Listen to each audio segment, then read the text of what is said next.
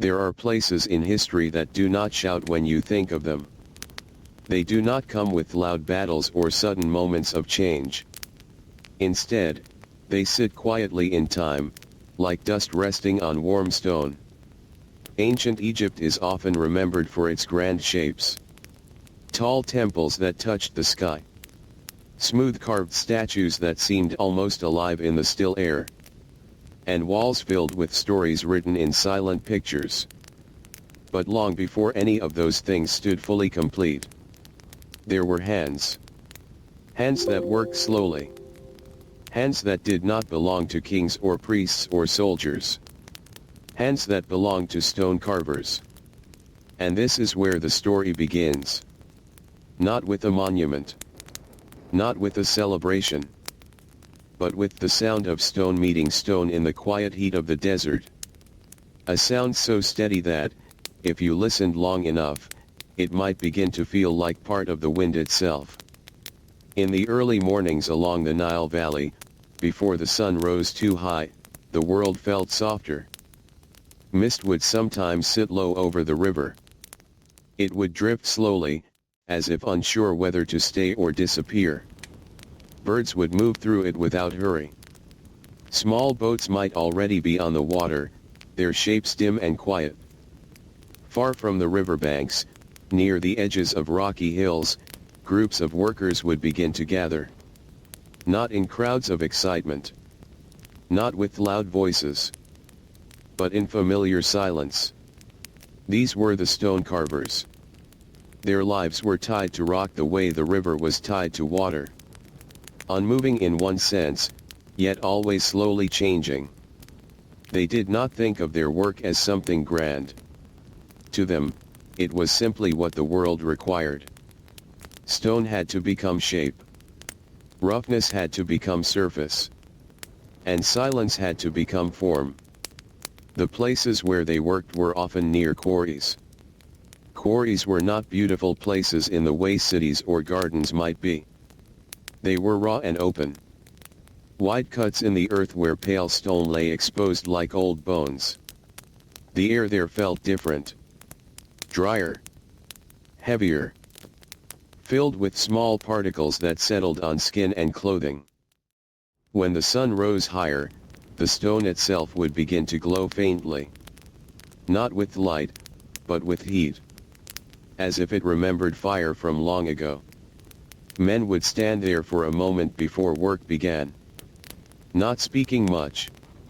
Sometimes not speaking at all. Each of them understood the rhythm of the day already.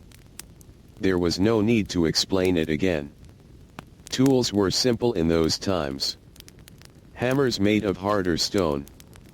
Chisels shaped by careful hands. Wooden handles worn smooth from years of holding. Nothing was fast. Nothing was easy. Every mark made into the rock had to be earned through patience. A stone carver did not rush the surface in front of him. He learned it first. He studied its cracks, its grain, its quiet weaknesses. In a way, he listened to it. Because stone, though silent, had its own kind of language. There is something important about work that does not change quickly. When a task takes hours just to remove a small piece of stone, the mind cannot wander far ahead. It must stay close. Close to breath. Close to movement. Close to the present moment. And so the days of a stone carver were not filled with thoughts of distant futures.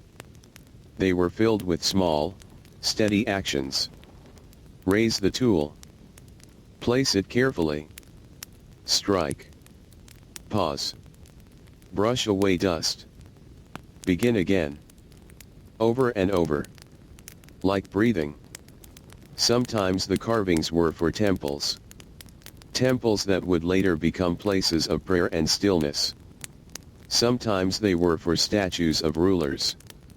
Faces meant to remain long after the body had returned to dust. And sometimes they were for simple architectural pieces. Blocks shaped to fit into something larger, something the workers might never fully see completed. It was not always important for them to know the final shape. Their work lived in steps, not endings. The quarries were not silent, even though they felt quiet. There was the sound of stone breaking, the soft scraping of tools.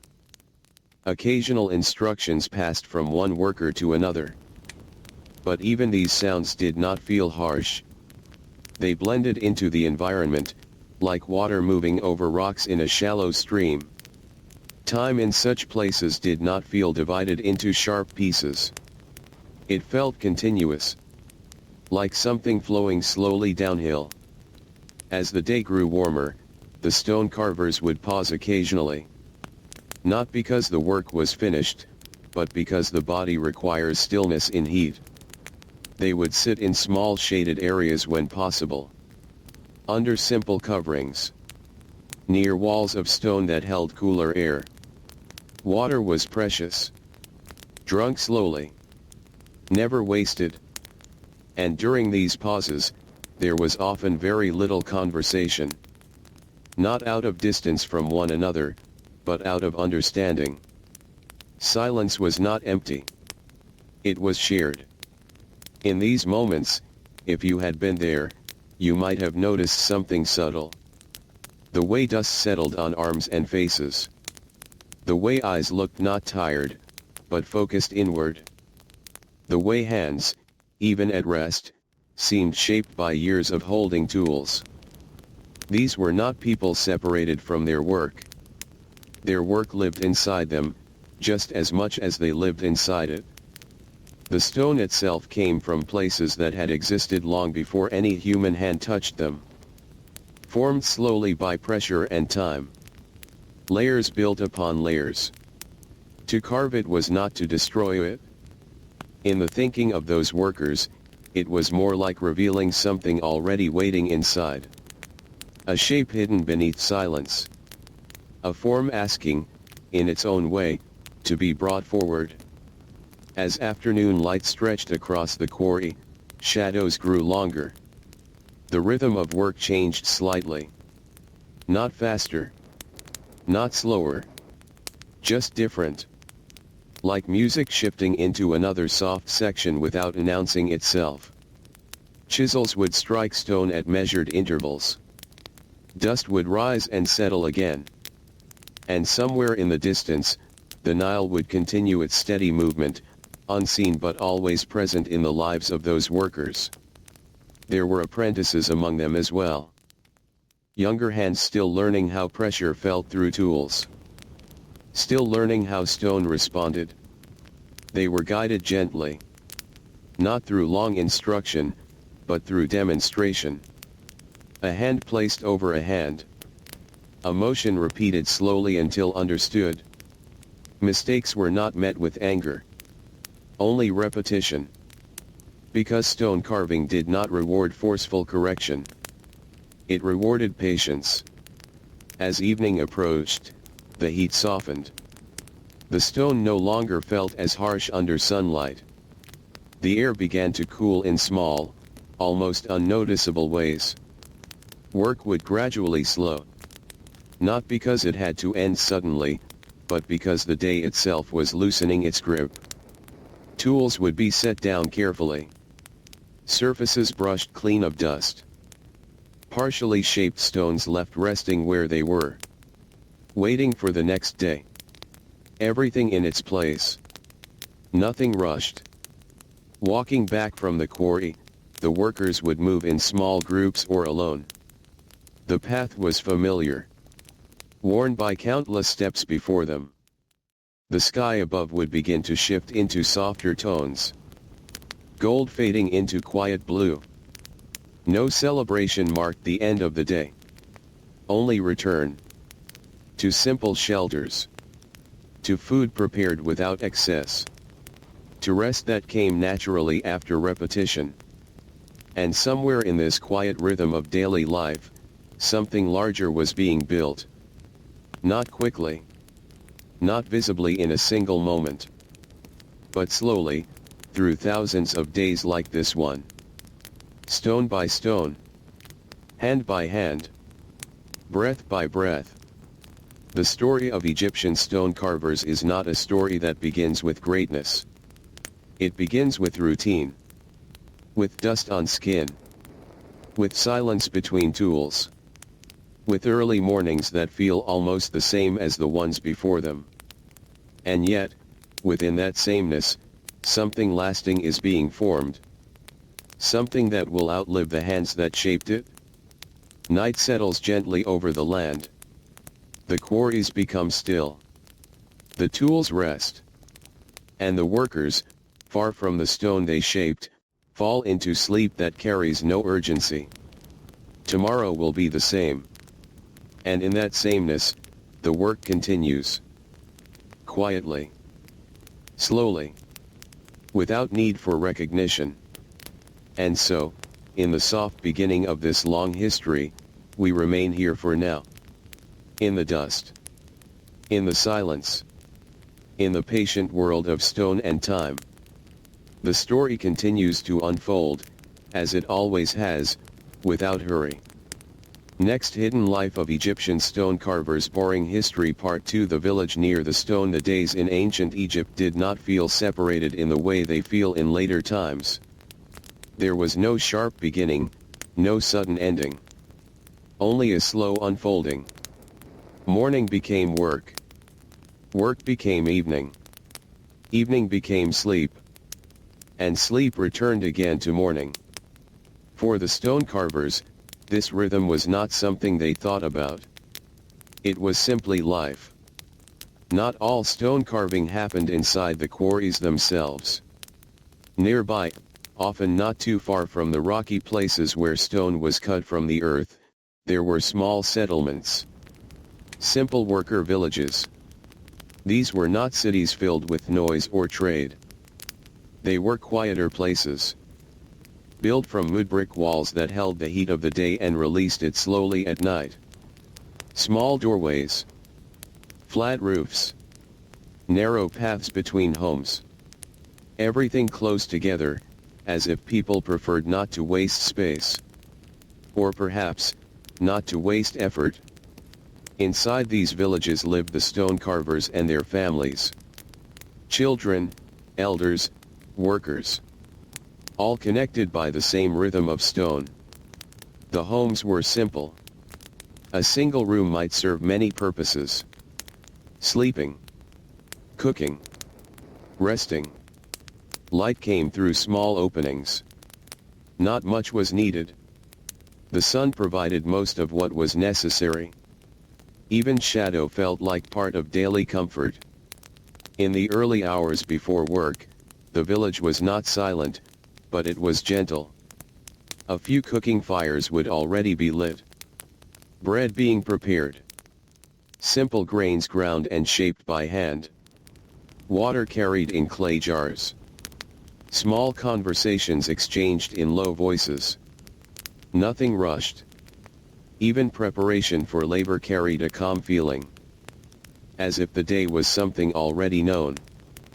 Stone carvers would gather their tools before leaving. Each tool had its place. Not because of strict rules, but because familiarity creates order on its own. A hammer wrapped in cloth. A chisel placed carefully in a wooden box or pouch. Simple items, worn by time. Nothing shiny. Nothing decorative. Only useful things, shaped by repeated use. The walk from village to quarry was part of the day's transition. It was not a journey of excitement. It was a quiet crossing from one state of life to another. From home to work. From rest to effort. The path was familiar. Dusty. Sometimes uneven. Footsteps of many years were layered into the ground itself. If you walked there long enough, you might begin to feel that the path remembered you. Along the way, the landscape did not change quickly. Low hills. Open stretches of sand and stone. Occasional patches of dry plants that survived with patience rather than abundance. The sky above was wide. It did not feel distant. It felt present. as if it rested gently over everything without pressure. By the time the workers reached the quarry, the sun was usually already warming the stone surfaces. Work did not begin with ceremony. It began with presence. Standing. Observing. Preparing. Some would check the stone faces already partially shaped. Others would begin new sections. There was always something waiting to be continued. Never truly finished. The act of carving stone was not just physical labor. It required attention that stayed close to detail. A small mistake could change a surface permanently. But this was not seen as something frightening. It was simply part of the relationship between human and material. Stone did not forgive or punish. It responded. Slowly. Quietly. Without emotion. When a new block of stone was chosen, it was not chosen quickly. Its surface was examined. Its weight understood. Its internal lines guessed through experience rather than sight. Some stone was softer. Some harder. Some more fragile than expected. Each type demanded a different kind of patience. The first strikes of the day were always careful. Not strong. Not fast. Just enough to listen. Because stone speaks differently at the beginning of work. It reveals whether it will resist or yield. Whether it will fracture or shape. And the worker learns this language through repetition, not instruction.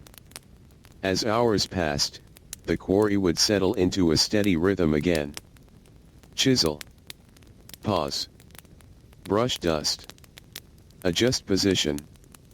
Chisel again. There was no need for speed. Time was not something that had to be defeated. It was something that moved alongside the worker. Sometimes, during longer stretches of work, silence between people would become almost complete.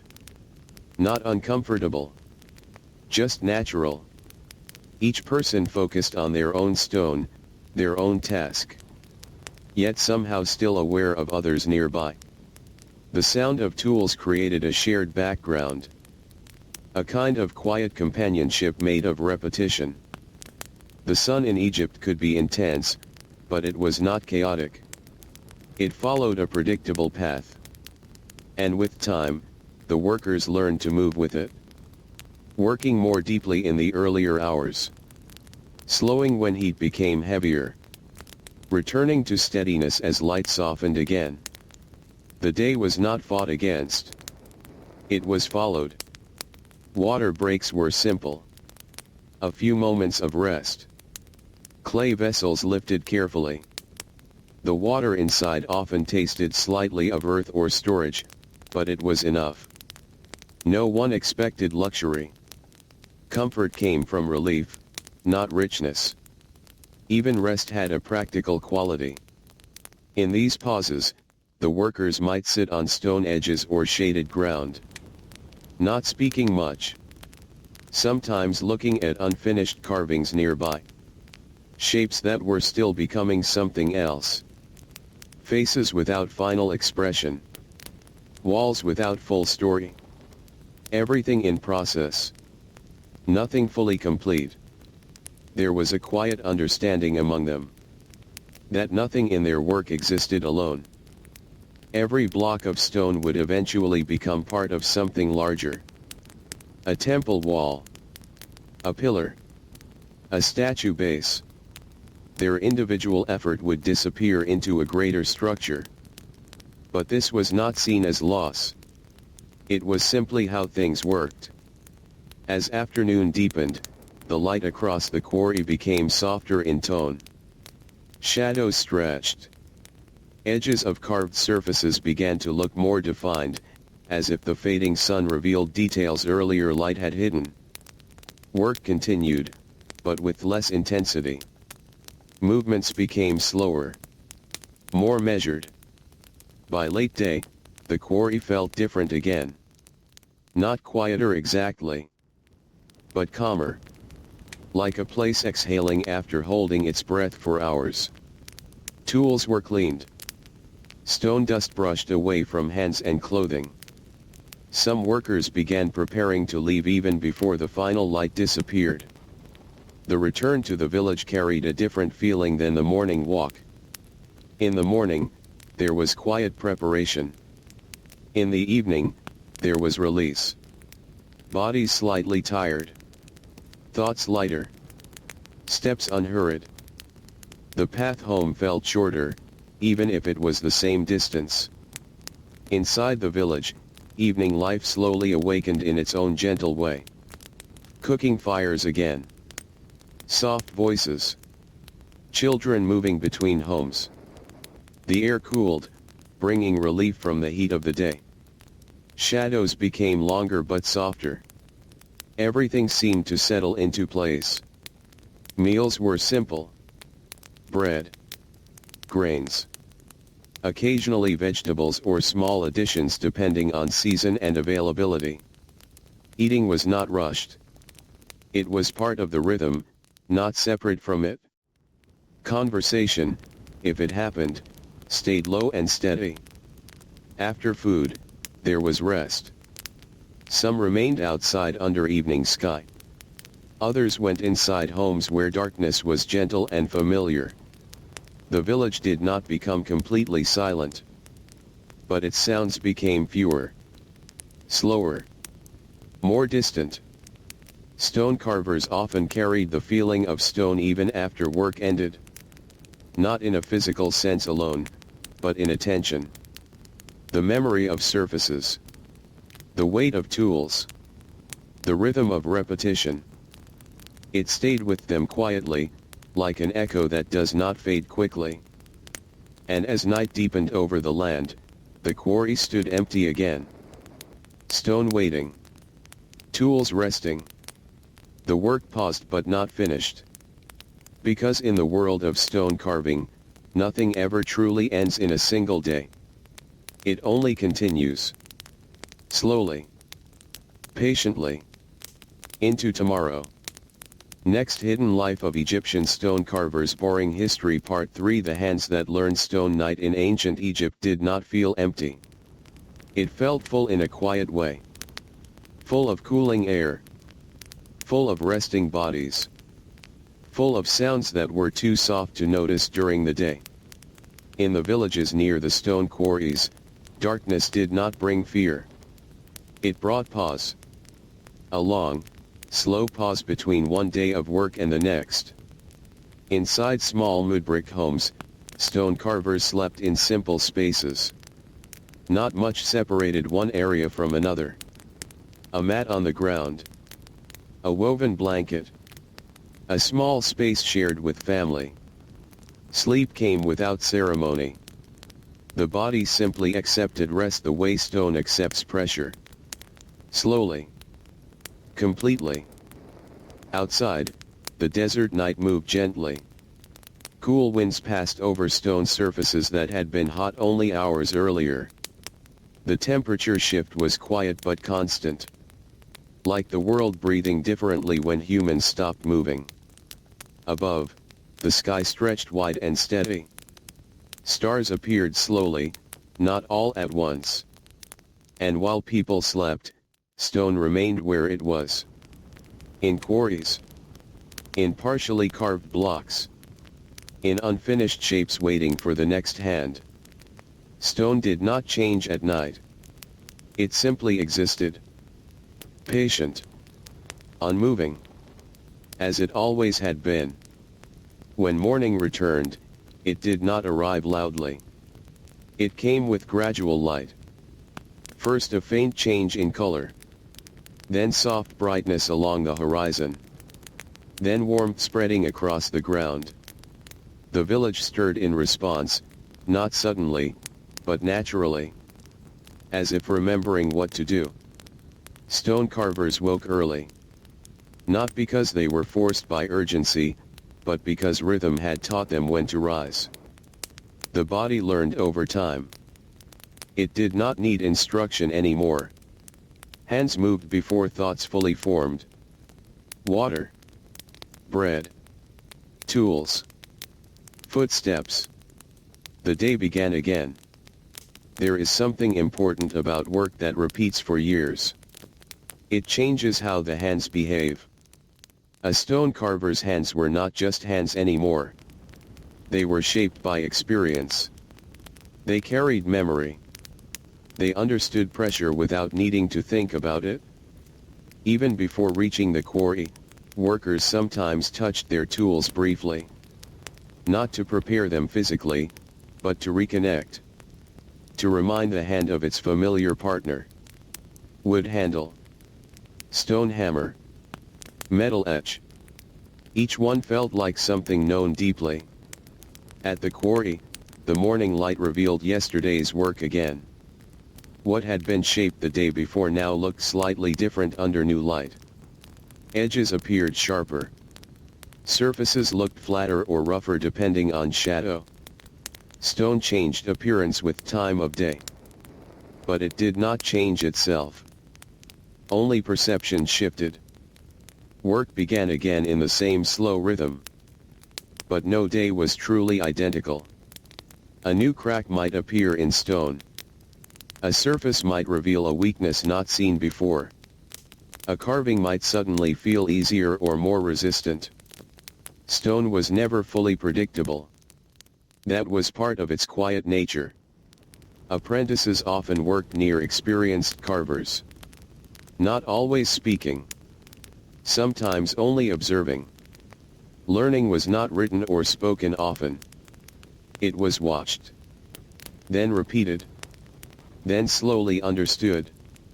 A young worker might spend hours simply watching how pressure changed a surface. How a slight shift in angle made a different mark. How patience prevented damage that force could cause. These lessons were not rushed. Because rushing did not help understanding. The sound of carving stone became part of the landscape itself. A steady rhythm that matched the environment. Wind, birds, stone, breathing. All layered together in a way that did not feel separate. Sometimes, when the light was just right, dust from stone would rise and float gently in the air. It did not fall quickly. It stayed suspended for a moment. Like the work itself was pausing in midair. Then slowly settling again. Back into stillness. There were moments during the day when workers would pause without speaking. Not because something stopped them, but because attention naturally softened. Hands would rest. Eyes would look at stone without intention. These pauses were not breaks from work. They were part of it. Stone carving required a kind of patience that did not feel like waiting. It felt like continuation. Even when nothing was moving, something was still happening. A shape forming gradually. A surface becoming smoother over time. A form slowly emerging from within matter. By midday, heat returned again. The sun moved higher, and the quarry grew warmer. Stone surfaces became bright under direct light. Some areas felt almost too bright to look at for long. So workers adjusted, moved, rested, continued at a gentler pace. There was no strict division between effort and rest.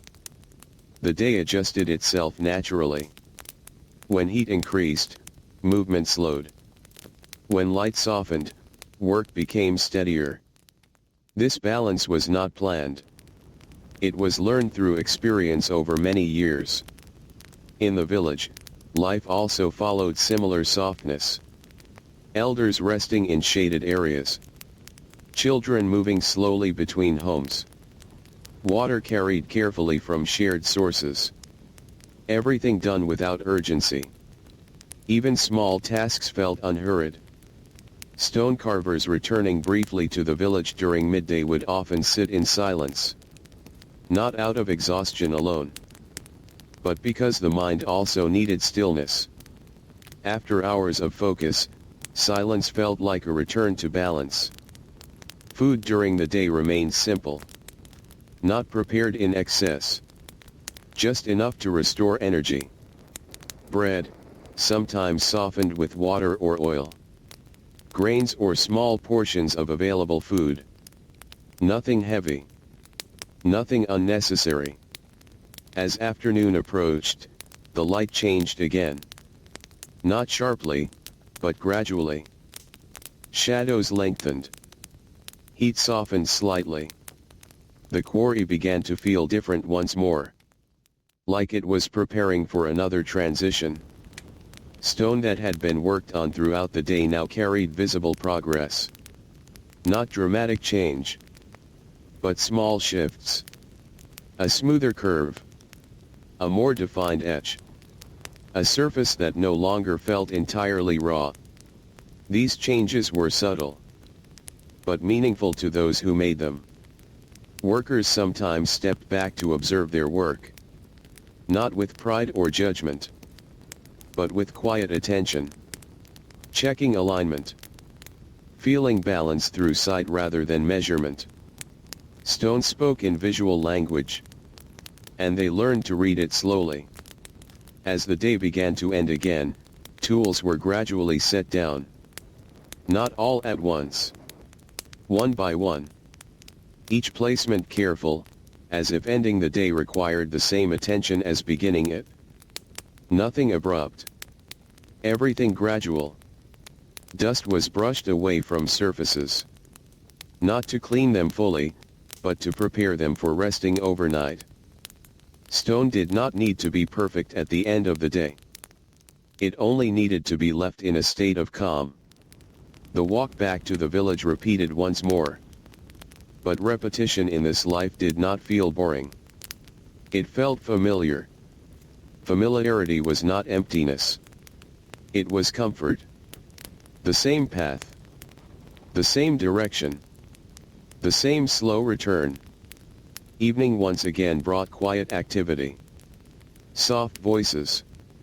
Small fires. Simple meals. The cycle continued without interruption. No one needed to announce its continuation.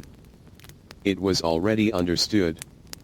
And as night returned again, the world softened. Stone rested in place. Hands rested in homes. And the rhythm of carving, though paused, remained present in memory. Waiting quietly for morning. Always continuing. Without needing to be explained. And so, the story remains here for now. Still in the early layers of this long life. Still in the quiet world where stone and time move together slowly. Not finished. Only paused. Next, hidden life of Egyptian stone carvers. Boring history. Part 4. Dust, silence, and the shape of work. There are certain kinds of silence that do not feel empty. They feel full in a different way. Not with sound, but with presence.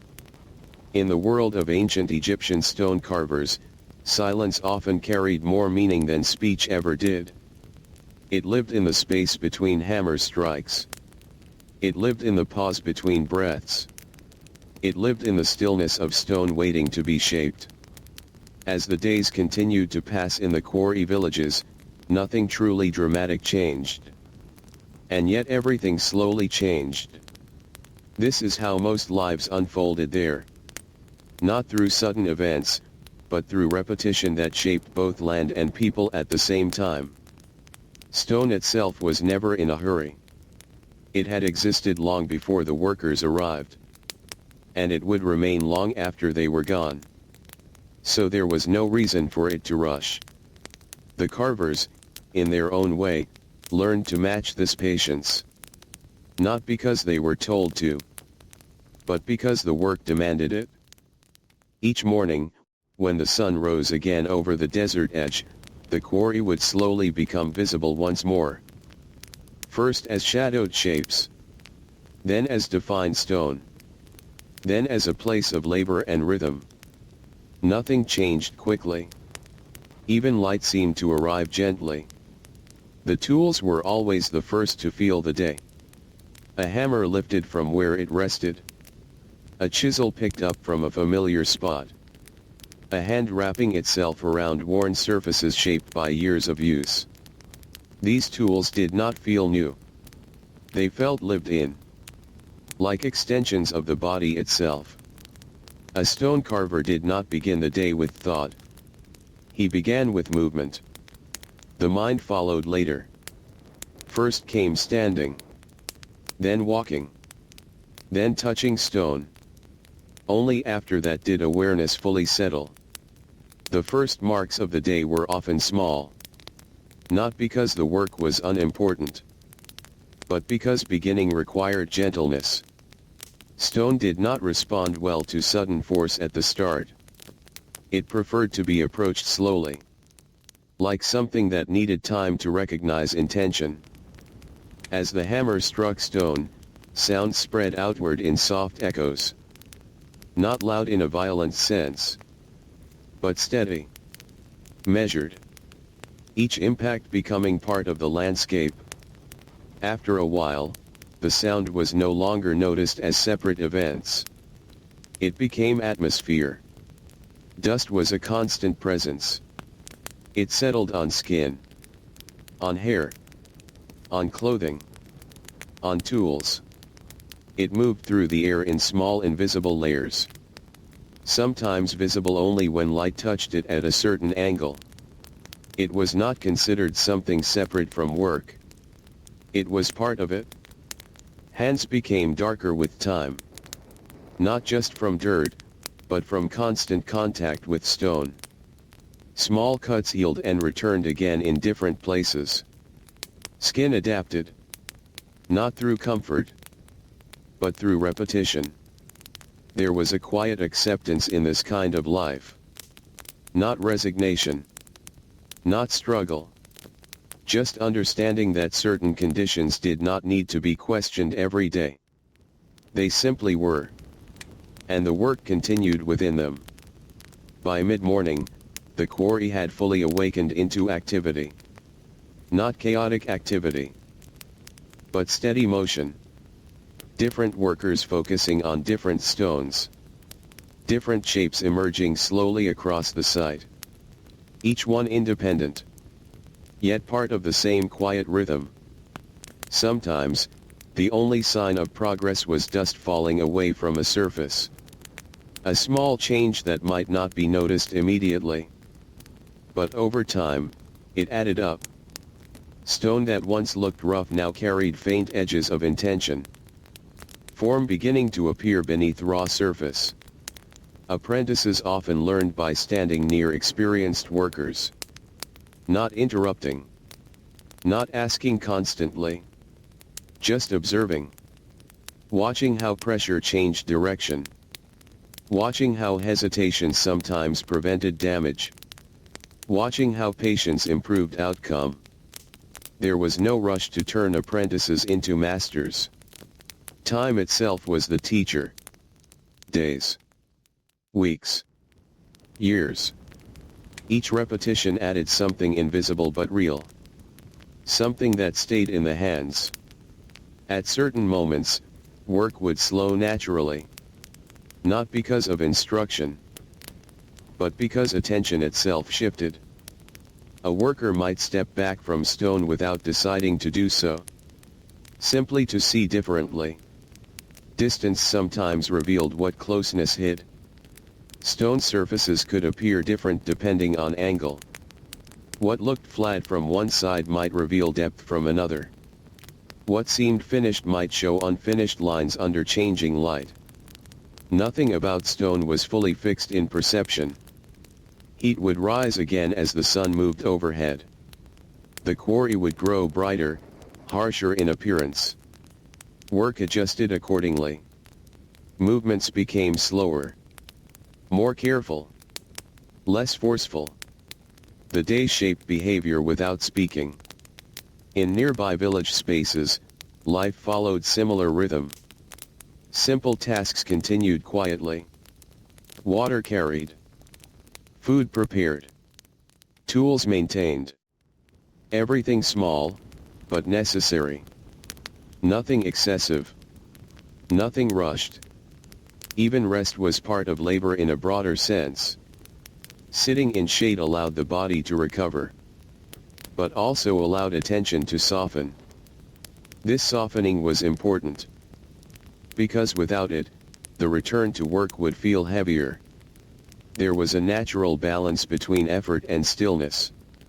Not calculated, not planned, but discovered through living the same pattern again and again.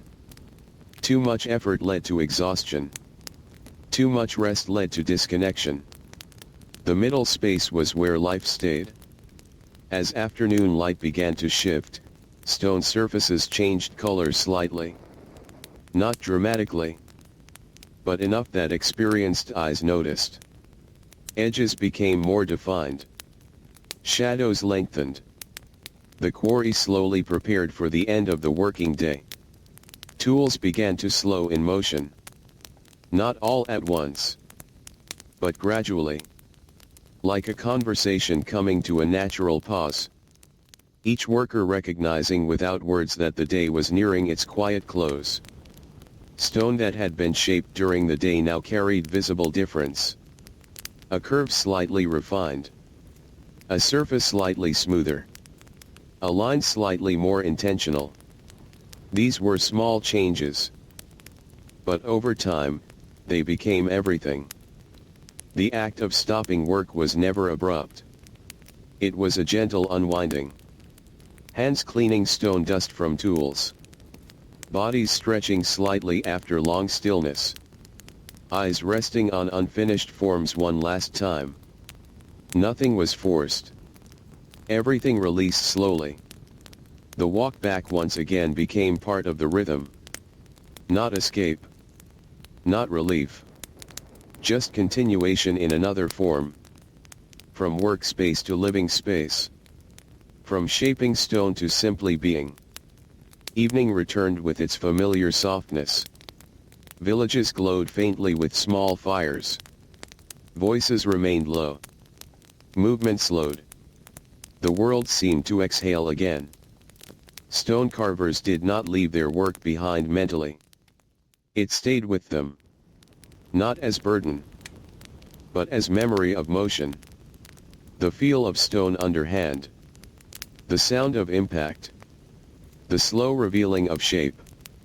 All of it remained quietly present. And as night deepened once more over the land, everything settled. Stone rested. Tools rested. Bodies rested. But the cycle did not end. It only paused again. Waiting for light to return. Waiting for hands to continue shaping what stone had already been holding for thousands of years. And here, for now, the story continues to remain in its quiet unfolding. Still in the slow world of dust and rhythm. Still in the patient hands that shape stone without urgency. Not finished.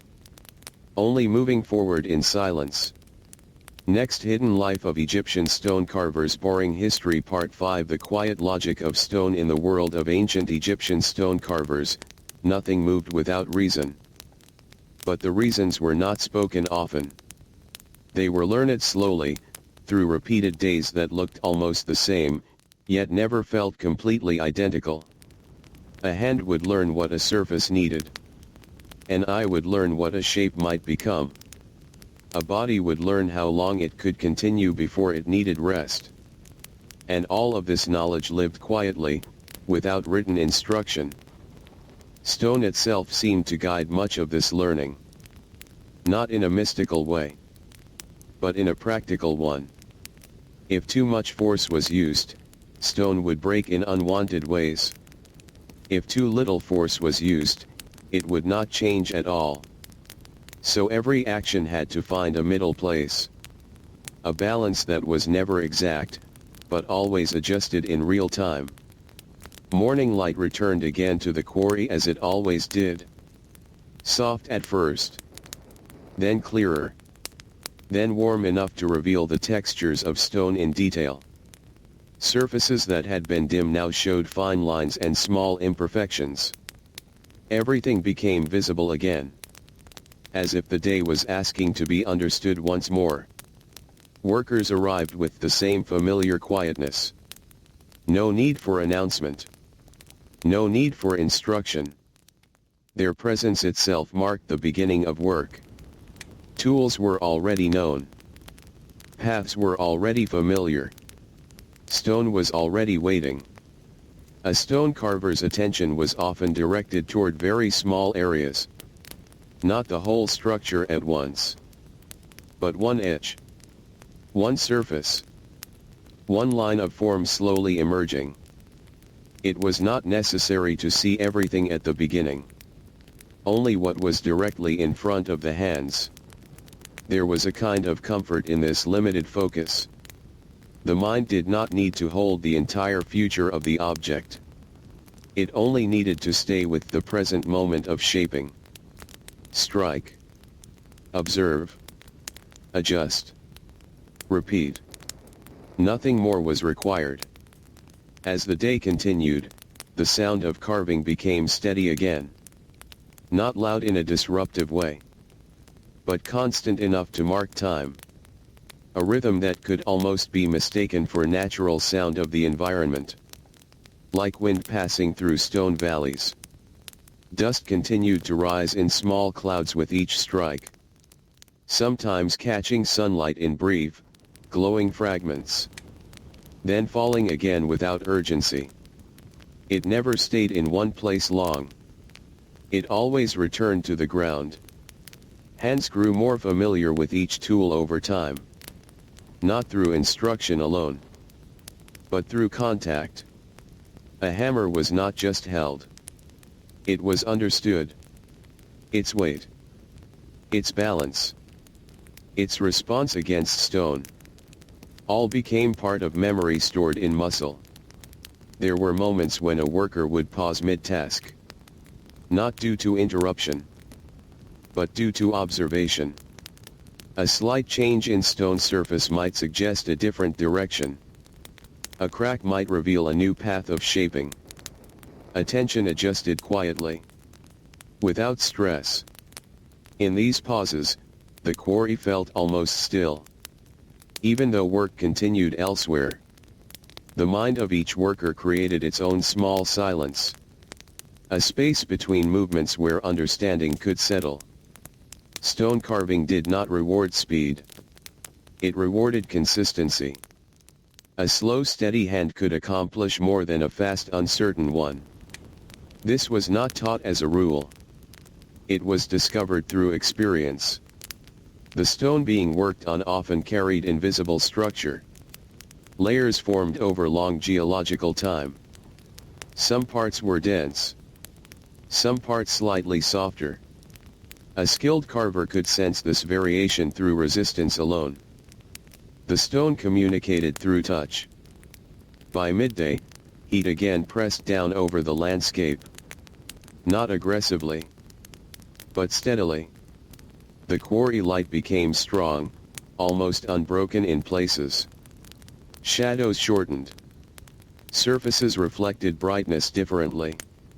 Work adapted naturally. Movements became smaller. Force became gentler. Breaks became slightly more frequent. There was no need to discuss these changes. The body already understood them. In nearby village areas, similar adaptation occurred. People rested more during the hottest hours. Work that required energy was done earlier or later. The day was not resisted. It was shaped around. Even silence changed with temperature. Hot air felt heavier. Sounds traveled differently. Even conversation, when it happened, felt slower in tone. Everything aligned with the conditions of the land. As afternoon began its slow arrival, the quarry shifted again. Light softened slightly. Heat began to ease. Work became steadier once more. The day moved in phases, not sharp divisions. Stone surfaces that had been rough in the morning now showed subtle transformation. Edges more refined. Planes more even. Contours beginning to suggest final form. Not complete. but approaching clarity. Workers often recognized progress in very quiet ways. A shape that once resisted now responded more easily. A surface that once felt uneven now moved toward balance. These were small signs, but they carried meaning. There was rarely conversation about completion, because completion was not a daily event. Most work existed in long middle states, always becoming, never fully arriving. As the sun began to lower, light across the quarry changed again. Longer shadows returned. Colors softened. Stone appeared more dimensional. This shift signaled the slow approach of ending work for the day. Tools were again handled with care. Not rushed. Not dropped or abandoned. Each return to stillness was deliberate. A reversal of morning motion, but equally important. Dust was brushed from carved surfaces gently. Not to perfect them, but to leave them in a calm state overnight.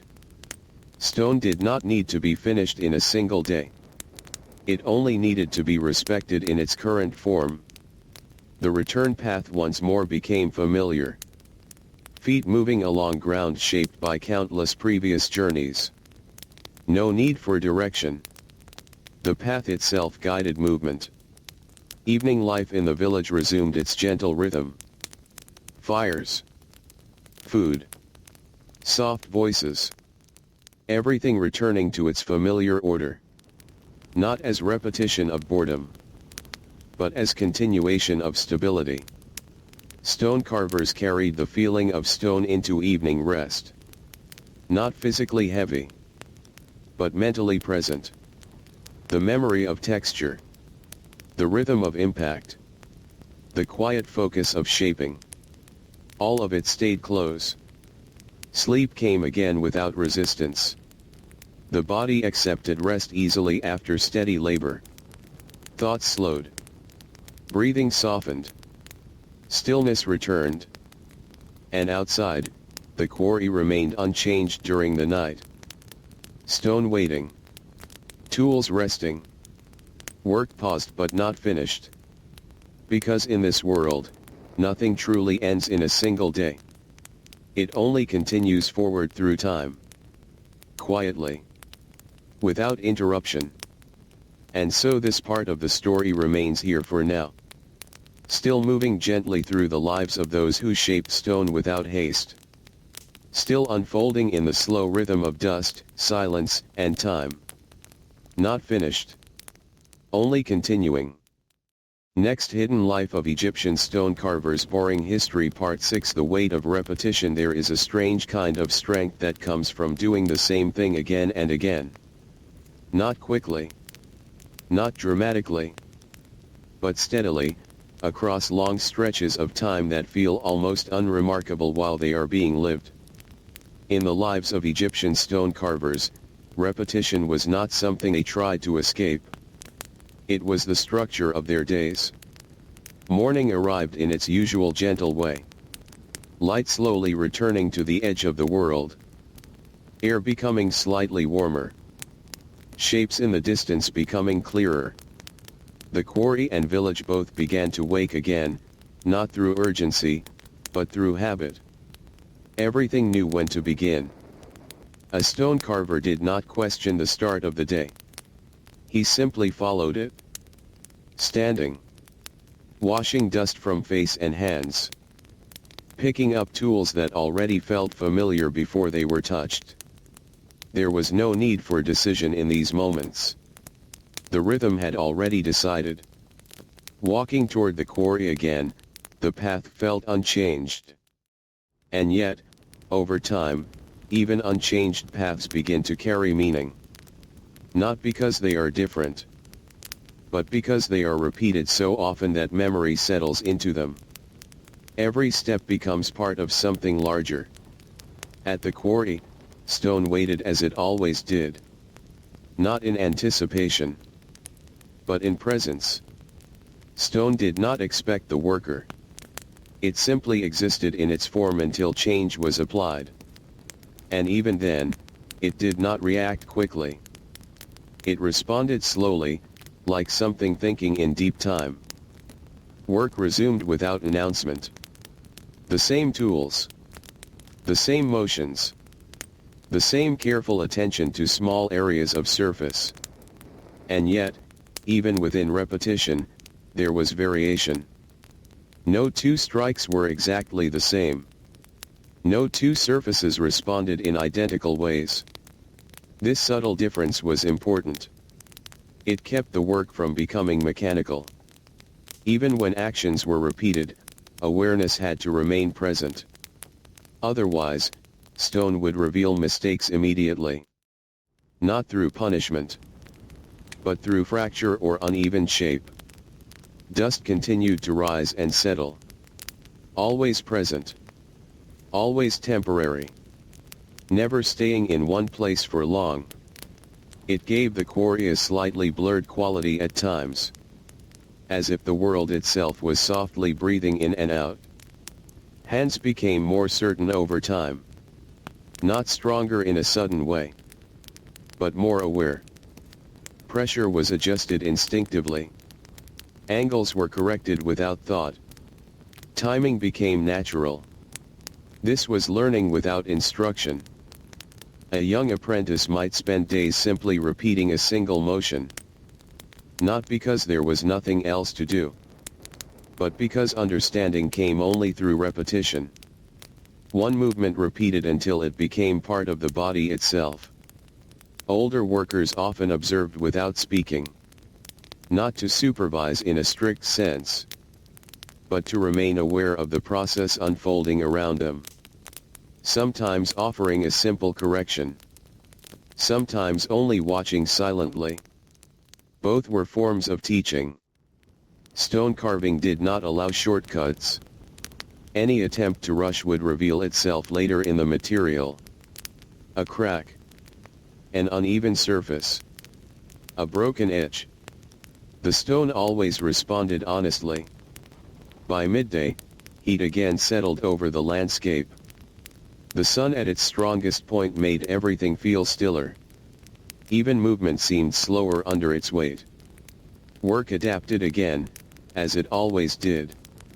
Not by instruction, but by necessity. Workers would pause more frequently now. Not fully stopping, but stepping back from intense focus. Letting the body reset briefly before continuing.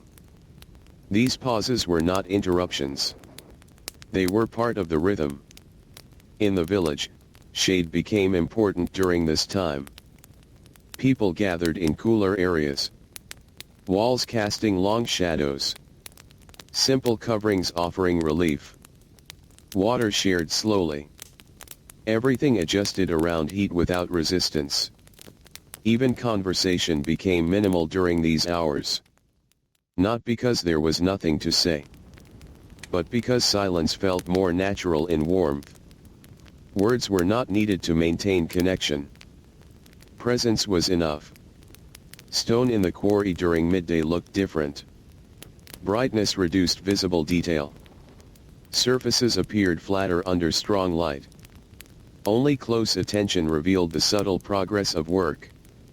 As afternoon slowly approached, light began to soften again. This change was almost imperceptible at first. But experienced workers noticed it without effort. It marked the return of easier conditions. Work resumed with slightly renewed steadiness. Not faster. Not slower. But more balanced. Like the day itself was breathing more comfortably again. Repetition of motion continued. Chisel. Pause. Brush. Adjust. Strike again. But each repetition carried slight difference. Stone was always responding in its own way.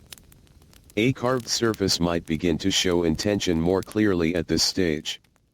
Not finished form, but direction. A sense that shape was emerging from within the stone rather than being imposed upon it.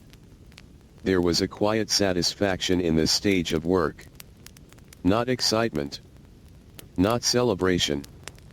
Just recognition that effort was gradually becoming visible. Change was slow, but real. As the sun lowered further, shadows lengthened once again. The quarry began its daily transition toward closure. Not abruptly, but gently, as it always did. Tools were again lifted carefully for final use of the day. Not with urgency, but with awareness that time was shifting. Each movement felt slightly more deliberate, as if acknowledging the end of cycle. Stone surfaces were brushed clean again. Not fully finished, but left in a state of temporary rest. Work did not aim for perfection in a single day. It aimed for continuation over many days. The walk back once more became familiar. Not only physically, but mentally. A transition from focused shaping to quiet release. From attention outward to attention inward. Evening village life returned as it always did. Small fires. Soft movements. Simple meals shared without rush. The rhythm remained stable. Predictable. Comforting in its repetition. Stone carvers carried traces of the day with them. In their hands. In their posture. In their quiet awareness. But these traces were not burdens.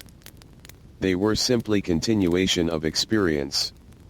Night approached again without resistance. The world slowly reducing its visible motion. Sounds becoming fewer. Light becoming softer. Stillness growing naturally. Sleep returned as it always did. Not as escape, but as completion of a cycle. The body resting so that repetition could continue tomorrow. And in the quarry, stone remained unchanged through the night. Waiting without expectation. Holding the memory of every small mark made upon it. Not finished. Only paused. And so this part of the story continues to rest here. Still within the steady rhythm of repetition. Still within the quiet world where work and time move together slowly. Not concluded. Only continuing forward. Next, Hidden Life of Egyptian Stone Carvers. Boring History Part 7. The overseers and the quiet order. In the long rhythm of stone and dust, there was always a quiet sense of order. Not the kind of order written in laws or shouted through commands. But something softer. Something lived. A pattern that everyone in the quarry seemed to understand without needing to explain it. Each morning, when work began again, there were always a few figures who stood slightly apart from the rest.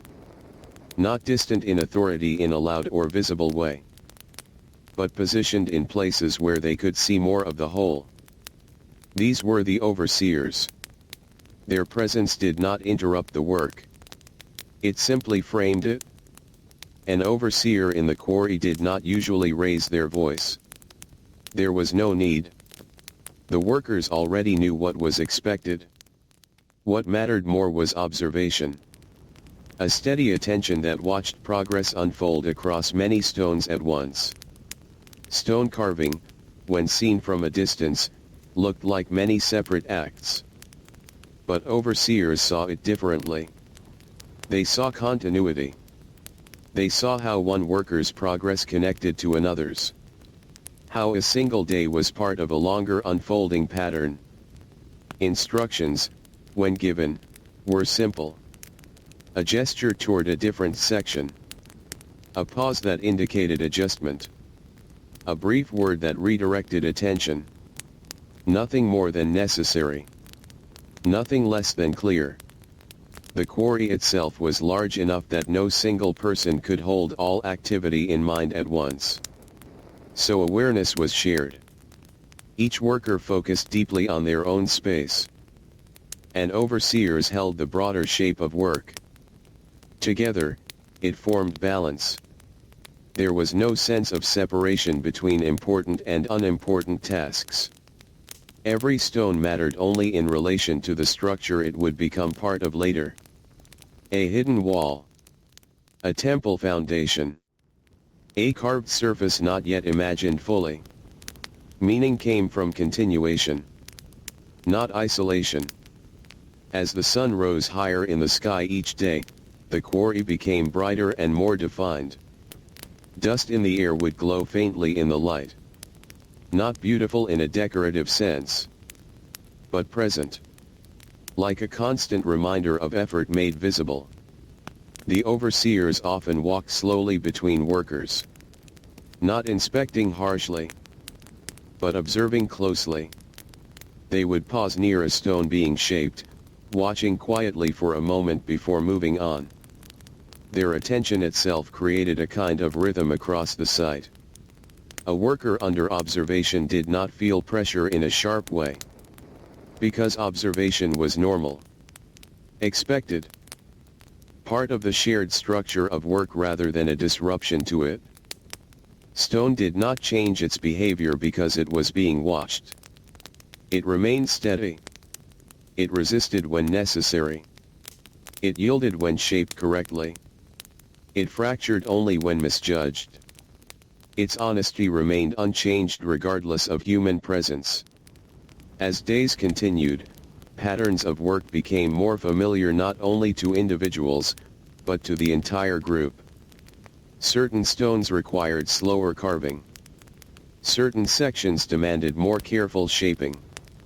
Certain materials responded differently depending on temperature and time of day. These patterns were remembered collectively.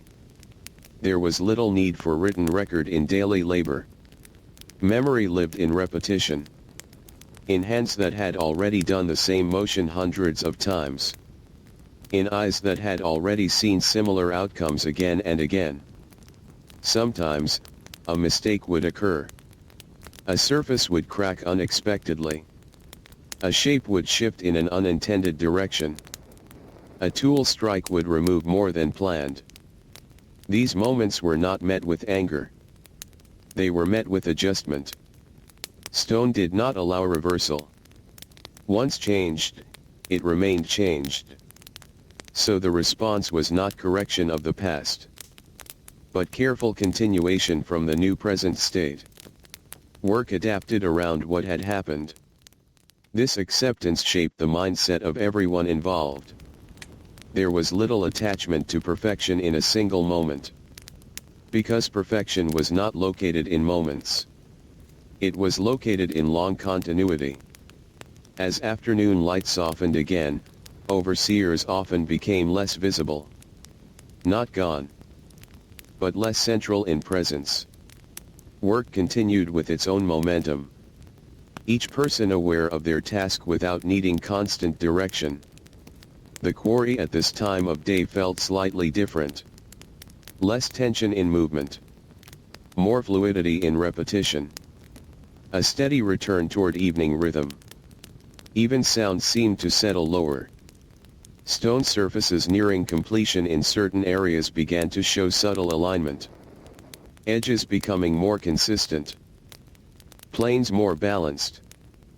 Forms more recognizable even before final shaping. These were quiet signs of progress. Workers sometimes stepped back without being told. A natural pause to observe how far the stone had come. Not to judge it, but to see it clearly before continuing. Distance revealed proportion. Overseers, when present during these pauses, did not interrupt them. They allowed the moment of observation to remain intact. Because understanding often came in silence, not instruction. As the sun lowered further, shadows stretched long across carved surfaces. This changing light revealed imperfections that were invisible earlier. Not to criticize, but to guide final adjustments of the day. The last part of daily work was often the most careful. Movements became slightly slower. Attention became more precise. Not because urgency increased, but because awareness deepened. Stone at the end of the day was never considered finished in a final sense. It was simply left in a state of pause. ready to be continued tomorrow, holding within it the memory of that day's shaping. The walk back to the village again followed familiar silence. But now there was often a quiet sense of completion. Not completion of work itself, but completion of effort for that cycle of time. Evening returned with its steady softness. Smoke rising from simple fires. People moving in familiar patterns. The air cooling gradually. Everything returning to its resting rhythm. Overseers often remained at the quarry slightly longer than workers, watching the site as it grew still. Not out of vigilance, but out of habit shaped by long responsibility. The quarry settling into night was part of their awareness. Stone, once again, remained unchanged through darkness, but not untouched. It carried the marks of the day, invisible in the dark, but present nonetheless. And as sleep returned across the village, the rhythm of work dissolved gently into rest. Not ending, only lowering into quiet continuation. Tomorrow would bring the same order again. Slightly different, but familiar in its structure. And so this part of the story remains here, still within the steady presence of oversight and repetition. Still within the quiet balance of guidance and labor. Not finished. Only continuing forward in silence. Next, Hidden Life of Egyptian Stone Carvers. Boring History Part 8. The village at the edge of stone. There were places in ancient Egypt that did not feel like cities, and did not feel like wilderness either. They lived somewhere in between. Small worker villages near quarries belonged to this in-between world. Not distant from civilization. Not fully part of it either. Just close enough to serve it. In the early light of morning, these villages felt especially still. Before full activity began, there was a short moment when everything seemed paused. Smoke not yet rising fully from cooking fires. Doors still half closed. Paths still empty of footsteps. A brief quietness before the day unfolded.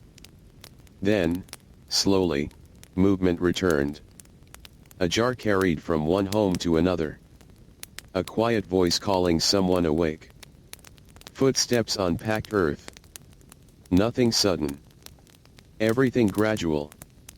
As if the village itself preferred not to disturb the air too quickly. Stone carvers prepared in silence that felt familiar by now. Tools checked not with urgency, but with habit. Clothing adjusted for another day of dust and heat. Water taken in small amounts, never wasted. The body already knew what was coming. The walk toward the quarry was always the same distance. But it never felt identical. Some mornings felt cooler. Some felt heavier. Some felt unusually still, as if even wind was resting. Yet the path remained unchanged. Only perception shifted. Along the way, small signs of life appeared. A bird moving low over dry ground. A distant shimmer of heat already forming. A faint outline of hills against early sky. These details were not important in a practical sense. But they were present every day. By the time workers reached the quarry, light had already begun to settle firmly across the stone. The land looked slightly different each morning. Not because it changed quickly, but because light revealed it differently each time. Stone waited in its usual state. Unmoved. Unchanged. Patient in its silence. It did not need attention to exist. But it received attention constantly. Work began again without discussion.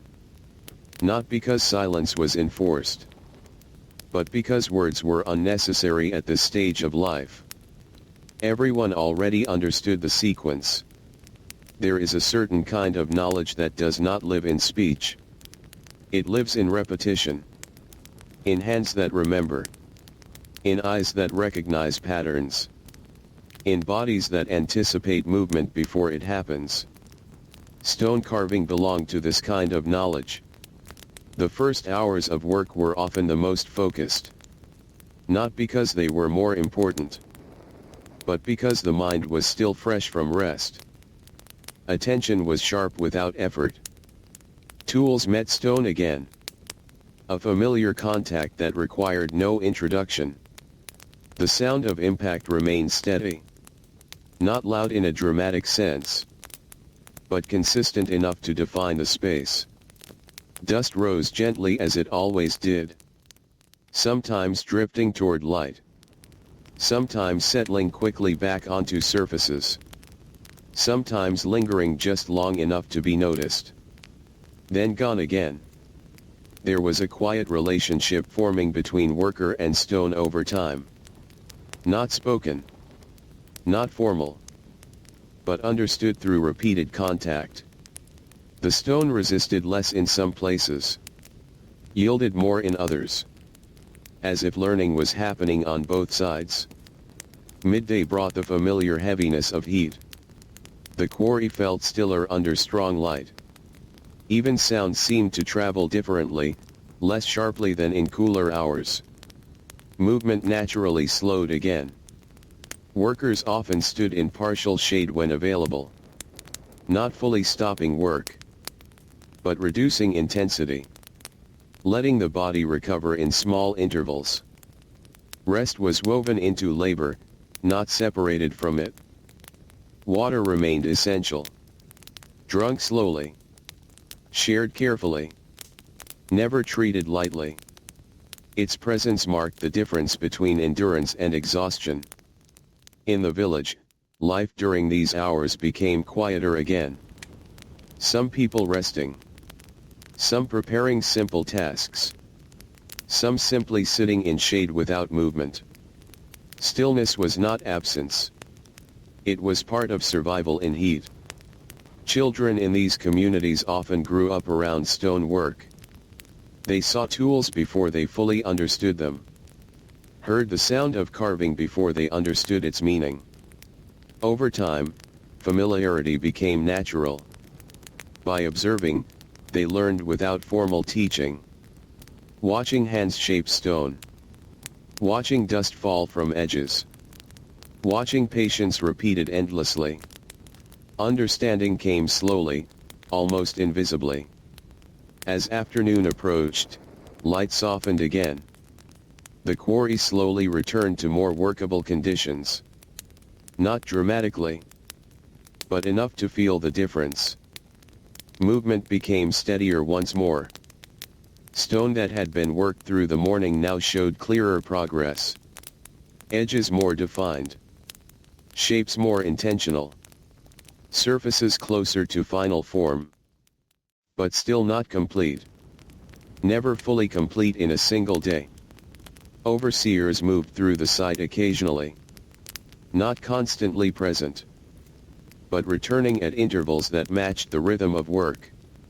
Their role remained steady observation rather than interruption. Most guidance came through simple presence. A pause near a stone. A glance toward a section. A brief word when necessary.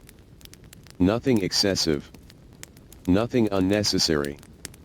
As the sun began to lower again, the quarry shifted into its final stage of the day. Light changed slowly. Shadows lengthened. Colors softened across stone surfaces. Everything began to quiet internally. Work became more careful in these final hours. Not rushed. Not slowed artificially. But naturally refined as attention sharpened toward finishing gestures. Stone at this stage often revealed what had been hidden earlier. Small imperfections. Subtle unevenness. Lines that needed correction. Evening light made everything more visible. Workers responded with small adjustments. Not large corrections. Just fine, careful shaping. Enough to bring surface closer to balance. There was no pressure to complete everything before night. Only to leave the work in a stable state. ready for continuation, ready for tomorrow's hands. As tools were set down once again, there was a familiar sense of closure. Not emotional, not dramatic, just the end of motion for that cycle. Dust was brushed from surfaces one last time. A simple gesture that marked the transition from work to rest. Stone remained where it was. Unfinished, but stable. The walk back to the village again felt like release. Not escape, but return. From focused attention to quiet presence. From shaping stone to simply being part of the world again. Evening life resumed gently. Fires. Food. Soft movement in familiar spaces. Everything settling back into rhythm. Stone carvers carried the day's work in their bodies. Not as weight, but as awareness. A memory of motion that would return tomorrow. Night came again without interruption. The village quieted slowly. The quarry became still once more. And stone remained unchanged in the dark, holding all the small marks of the day within its surface. And so this part of the story rests here. Still within the quiet edge of village and quarry. Still within the steady rhythm of repetition and return. Not finished. Only continuing forward, gently, into the next unfolding moment. Next, Hidden Life of Egyptian Stone Carvers. Boring History Part 9. The sound inside stone. There is a kind of sound that does not stay in the air. It goes deeper than that. It enters into memory, into muscle, into the quiet understanding of hands that repeat the same motion for years. In the life of a stone carver, sound was not only something heard. It was something felt. The quarry in the morning always began with familiar noise. But over time, even that noise stopped feeling like separate events. Each strike of a tool against stone blended into the next. Not because it became unclear, but because it became continuous. Like water flowing over uneven ground. When a hammer met stone, there was a small moment of resistance. A fraction of silence before impact fully resolved. That tiny space was where attention lived. Experienced workers could feel that space without thinking about it. Stone responded differently depending on where it was struck. Some areas gave a clean, sharp sound. Others produced a duller, heavier tone. These differences were not explained. They were learned through listening. Not with ears alone, but with patience. As the day progressed, workers began to recognize patterns in sound. Not consciously at first, but gradually. A change in tone meant a change in surface. A shift in rhythm meant a shift in progress. A sudden break in sound meant something had changed in the stone itself.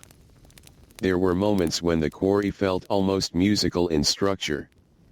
Not in melody or harmony as known in celebration, but in repetition and variation. A rhythm that never repeated exactly, yet never became chaotic.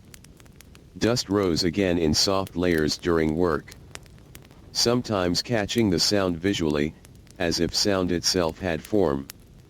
It would drift upward for a moment, then settle back down slowly. Sound and dust together created a sense of movement in stillness. Hands became more sensitive over time than most people would expect. Not just to pressure, but to vibration. A slight difference in resistance could be felt through the handle of a tool. This feeling guided the next motion. There was no need to speak during these moments. Because communication already existed between hand, tool, and stone. A silent exchange that repeated all day long. As sunlight grew stronger, sound changed slightly. Not louder, but flatter in tone. Heat affected stone in subtle ways, and those changes carried into the way it responded. Even sound adjusted with temperature. By midday, the quarry often entered a slower phase. Not because work stopped, but because everything softened under heat. Even the rhythm of carving became less sharp, more rounded. Workers sometimes paused not because they were told to, but because sound itself changed. A rhythm that felt too dense would naturally slow attention. A quieter interval would emerge on its own. In those pauses, the quarry did not feel empty. It felt suspended, as if everything was holding position for a moment before continuing. Stone surfaces under strong light lost some of their visible detail, but gained a different kind of clarity. Edges became more defined in contrast. Shapes became more abstract. The work of carving in such light required adjustment. Not in effort, but in perception. Seeing differently was as important as striking correctly. In the village nearby, sound also followed its own rhythm. Not tools and stone, but quieter sounds. Water poured carefully. Cloth moved across surfaces.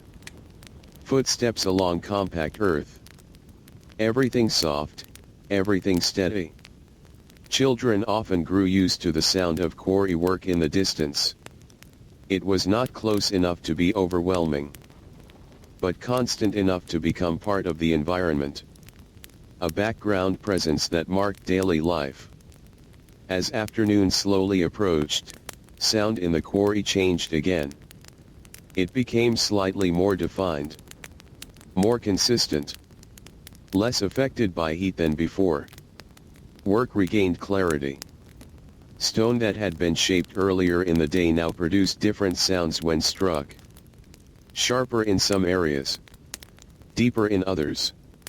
Each variation suggested internal structure becoming more visible through contact.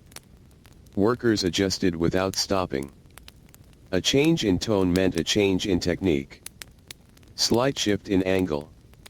Slight reduction in force. Slight increase in attention. Nothing more was needed. There were no loud signals in this work. No bells. No commands shouted across distance. Only changes in rhythm that everyone learned to recognize individually. Overseers occasionally listened as much as they looked. Standing still for a moment near a working area. Not to judge loudly, but to understand what the sound revealed about progress. Sound was not separate from skill. It was part of it. The ability to recognize subtle differences in rhythm marked experience more than speed or strength ever could. As the sun began to lower again, sound slowly softened across the quarry. Not disappearing, but easing. Like motion gradually slowing down at the end of a long cycle. Work in the final hours became more delicate. Not because urgency increased, but because attention naturally narrowed. Each strike carried more intention. Each pause carried more awareness. Stone nearing completion did not sound the same as raw stone. The difference was not obvious at first, but once recognized, it became unmistakable. A kind of quiet refinement in tone. Dust settled more heavily in the evening light. The air grew calmer. Movement across the quarry slowed in visible and invisible ways. Even sound seemed to rest more between actions. Tools were eventually set down with the same care they were picked up in the morning. Not abruptly. Not carelessly. But with recognition that the day's rhythm was ending. Stone remained in place. Unfinished but stable. Holding within it the accumulation of sound, pressure, and attention from the entire day. The walk back to the village carried less noise. Not because sound disappeared, but because it softened into background. A quieter version of the same world. Evening once again brought stillness. Fires lit slowly. Food prepared simply. Voices kept low. The village returned to its gentle state. Stone carvers, even in rest, carried the memory of sound. Not as noise, but as structure. A rhythm that remained even in silence. Night arrived again without interruption. The quarry became still. But not empty. Stone held the memory of the day's sound inside its surface. Invisible now, but present. And so this part of the story rests here.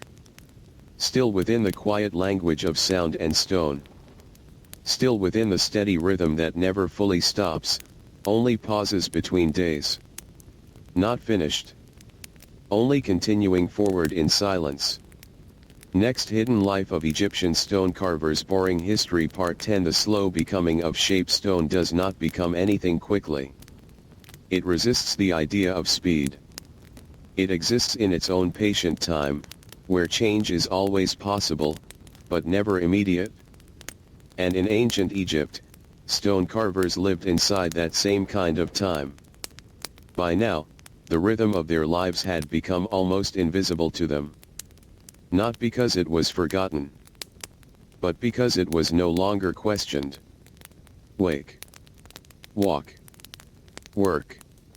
Return. Rest.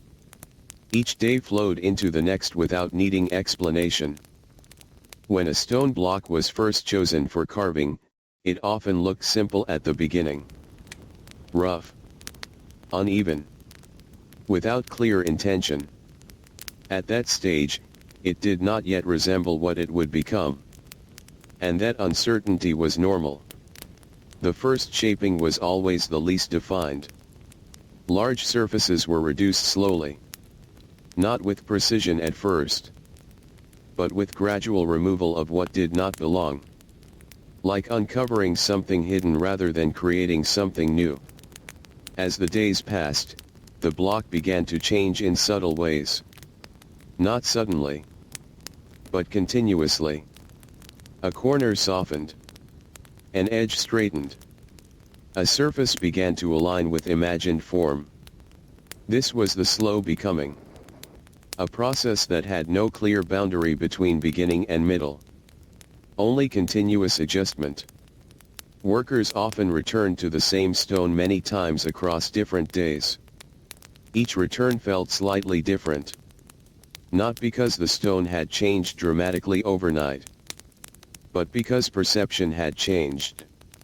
What seemed correct one day might feel slightly off the next. Not due to error, but due to growing understanding. The eye became more sensitive over time. Stone carving required acceptance that finished was not a single moment.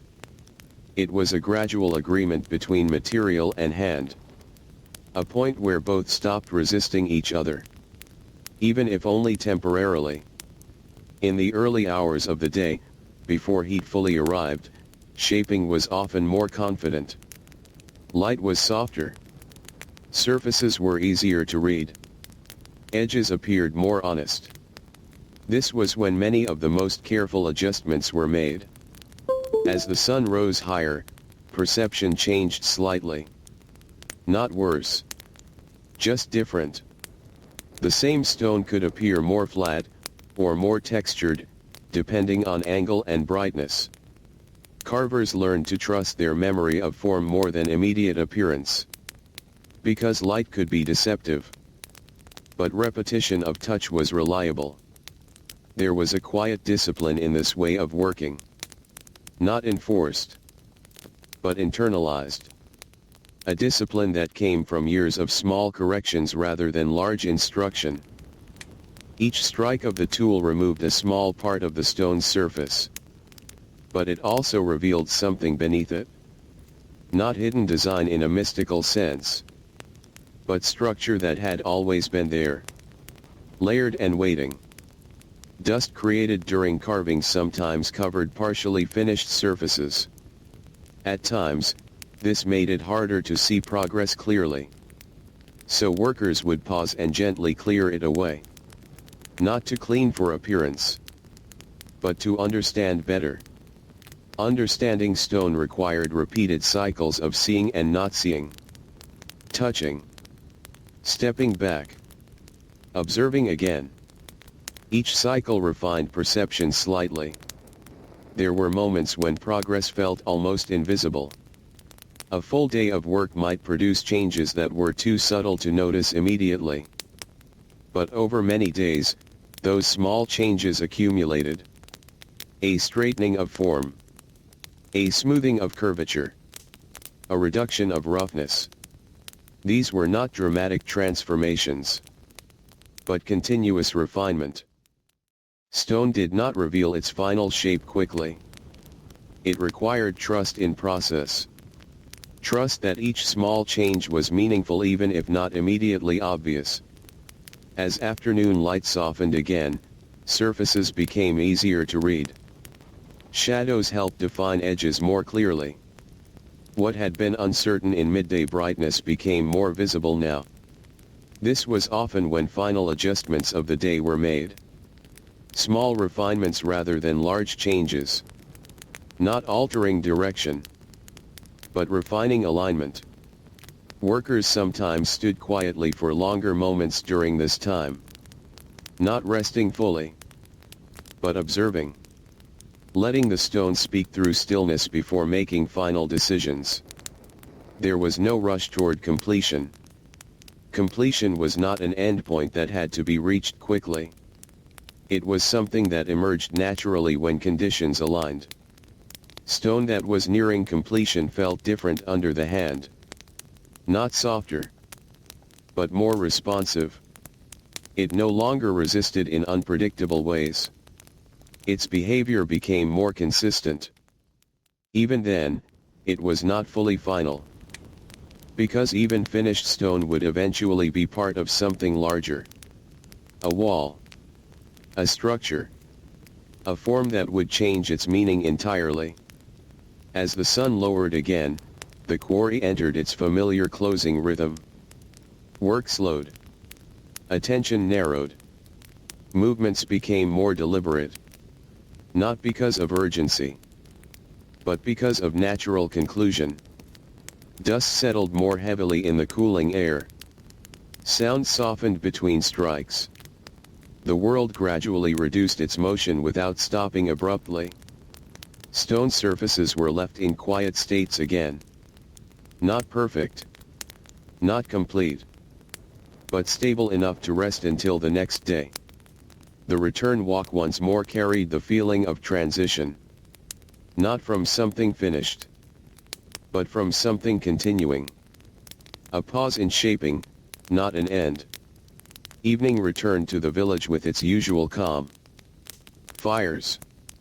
Simple meals. Low conversation. Everything settling back into familiar structure. Stone carvers, like the stone they shaped, lived in layers of time. Each day adding another thin layer of experience. Not replacing the one before, but building upon it. Sleep came gently again.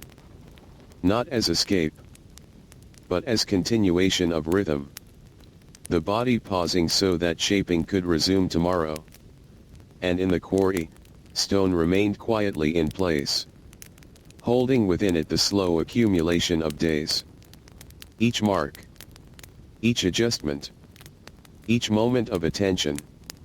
Still present, even in darkness. And so this part of the story rests here. Still within the slow becoming of shape. Still within the patient world where stone and time continue together without urgency. Not finished. Only moving forward, quietly, into what comes next. Dust in the quarry did not feel like something temporary to those who worked there every day. It felt more like a layer of memory. A thin covering that formed again and again, no matter how often it was cleared away. Always returning. Always settling. Always present. In the early morning light, dust looked almost soft. It floated gently through air that was still cool from the night. It moved slowly, as if it had no urgency to fall. And for a brief moment, everything in the quarry seemed suspended in it. Stone carvers stepped into this atmosphere without surprise. It was familiar. Their bodies already knew what it felt like to breathe in such air. To carry fine particles on skin and clothing without noticing them anymore. Tools picked up at the start of the day already carried traces of yesterday's work. Not cleaned fully. Not separated from memory. Dust stayed attached to wood, stone, and metal in subtle layers. A quiet record of previous effort. As carving began again, dust rose immediately from stone surfaces. Not dramatically, but steadily. Each strike released a small cloud that briefly marked the moment of impact before dissolving into air again. Over time, dust became part of visibility itself. Not something that blocked vision completely, but something that softened it. Edges appeared slightly blurred at a distance. Light felt more textured. Workers did not try to eliminate dust entirely. That was not the goal. Instead, they learned to work within it. To read stone even when it was partially veiled. To rely on memory and touch as much as sight. There was a quiet acceptance that nothing in the quarry could remain perfectly clean or unchanged. Everything was part of a cycle. Stone became dust.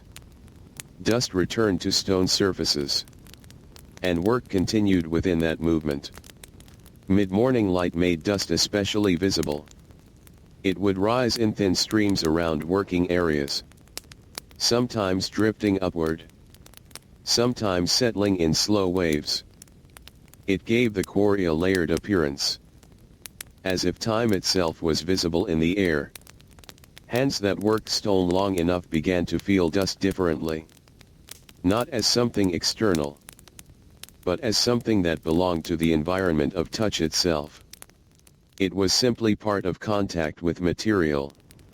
The act of wiping stone surfaces during work was not about removing dust completely.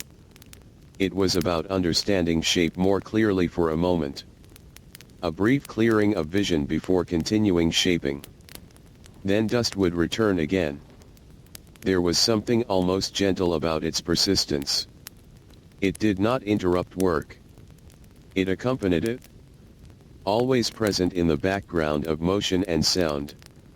As heat increased toward midday, dust behaved differently. It rose more easily in warm air. It lingered slightly longer before settling. The quarry felt even more suspended than before. Workers adjusted naturally to this change. Movements became more careful in areas where visibility softened. Awareness increased even as physical effort remained steady. In the village nearby, dust also existed, though in quieter form. Paths carried it from footstep to footstep. Homes held it in corners and surfaces. It was part of living close to earth and stone. Nothing separated work dust from daily dust. They were the same substance. Only shaped by movement and context. Children growing up in these environments often became accustomed to it early. They did not see dust as something unusual. It was simply part of the world's texture. As afternoon slowly arrived, dust began to settle more heavily. Air cooled slightly. Movement slowed. Particles returned to ground in longer, softer patterns. Stone surfaces that had been partially obscured during work became clearer again as dust settled. Edges reappeared more sharply in changing light. The quarry regained visual definition. This shift often signaled a return to more precise finishing work. Not new shaping, but refinement of what had already been formed. Small corrections guided by clearer visibility. Dust also acted as a record of effort. Areas where work had been intense held more accumulation. Places untouched remained clearer. Over time, this created subtle maps across the quarry. Experienced workers could sometimes read these patterns without thinking. They could sense where attention had been focused throughout the day. not through planning, but through observation accumulated over years. As the sun began to lower, dust took on warmer tones in light. Soft gold, muted orange, faint shadows moving through it. It made the quarry feel slightly softer in appearance. Work slowed again as the day approached its end. Not suddenly, but gradually, as if dust itself was signaling the transition toward rest. Stone surfaces were brushed gently once more, not to remove every trace, but to prepare for quiet overnight state, leaving behind a surface that could wait without tension. Tools were handled carefully as always at the end of the day. Their surfaces carried dust, memory, and repetition. Nothing about them was new. Everything about them was familiar. The walk back to the village again carried a softened atmosphere. Dust remained on clothing and skin, but it no longer felt like something separate from the body. It simply belonged to the day. Evening light made everything quieter in appearance. Not because sound disappeared, but because visibility softened.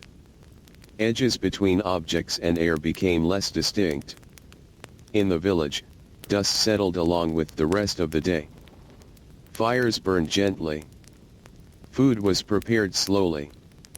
Movement became minimal. The world returned to rest. Stone carvers carried dust into the evening without concern. It was not something to be removed immediately. It was simply part of living close to the material they shaped every day. Sleep arrived again in its usual quiet form. Breathing slowed. Thoughts softened. Bodies rested. And dust, like everything else, settled into stillness. In the quarry, layers of dust remained on stone surfaces through the night. Not disturbed. Not erased. Just resting in place. Holding the imprint of the day without movement. And so this part of the story rests here. Still within the quiet presence of dust and memory. Still within the slow world where even the smallest particles become part of time itself. Not finished. Only continuing forward in silence. Next an AK part ER shade ARAK part mil reek dio kin to by hidden life of Egyptian stone carvers boring history part 12 the rhythm that never breaks there is a kind of rhythm that does not need music to exist. It is not created for celebration. It is not performed for anyone to watch. It simply forms on its own when work, time, and repetition begin to move together. In the life of Egyptian stone carvers, this rhythm became everything. Morning did not arrive as a surprise. It arrived as continuation. The same soft shift of light. The same gradual warming of air. The same quiet return of awareness in sleeping bodies. Nothing broke the pattern. It only continued it. Stone waited again at the quarry. Not impatient. Not expectant. Just present in its unchanged form, as if the night had only paused its awareness, not its existence. Dust still rested on its surfaces from the day before. Nothing had been disturbed. Workers returned with the same familiar movements. Tools gathered. Water taken. Steps beginning along the worn path. There was no need for discussion about what to do. The body already knew. The rhythm of walking toward the quarry felt almost automatic now. Not because thought was absent, but because repetition had made decision unnecessary. The path was not chosen each day. It was followed. As the group arrived, the quarry slowly revealed itself again under rising light. Stone surfaces changed appearance once more. What looked flat in shadow gained depth in brightness. What looked stable in darkness revealed texture in daylight. The first moments of work were always quiet. Not silent in sound, but quiet in intention. Hands returning to familiar contact with stone without hesitation. Hammer and chisel met stone again. Not as new action, but as continuation of something never fully interrupted. The sound returned like something resuming its place in the world. Dust rose again almost immediately. Not as disruption, but as confirmation that work had resumed. It was always part of the beginning. Always part of continuation. There was a subtle difference in the rhythm of each day, even when everything looked the same. A slightly different pressure in the hand. A slightly different response from stone. A slightly different quality in morning light. Small variations within repetition. These differences were not recorded or spoken about. They were simply noticed internally. A kind of awareness that grew slowly over time. Stone carving required attention that did not drift far into thought. Because stone responded to present contact, not intention alone. If attention wandered, the material revealed it. By mid-morning, the quarry settled again into its steady pattern. Sound, dust, movement, and light all blending into familiar structure. Nothing rushed. Nothing paused unnecessarily. In this rhythm, even mistakes became part of learning. A misplaced strike. A slightly uneven surface. A change that required adjustment rather than correction. Stone did not allow reversal.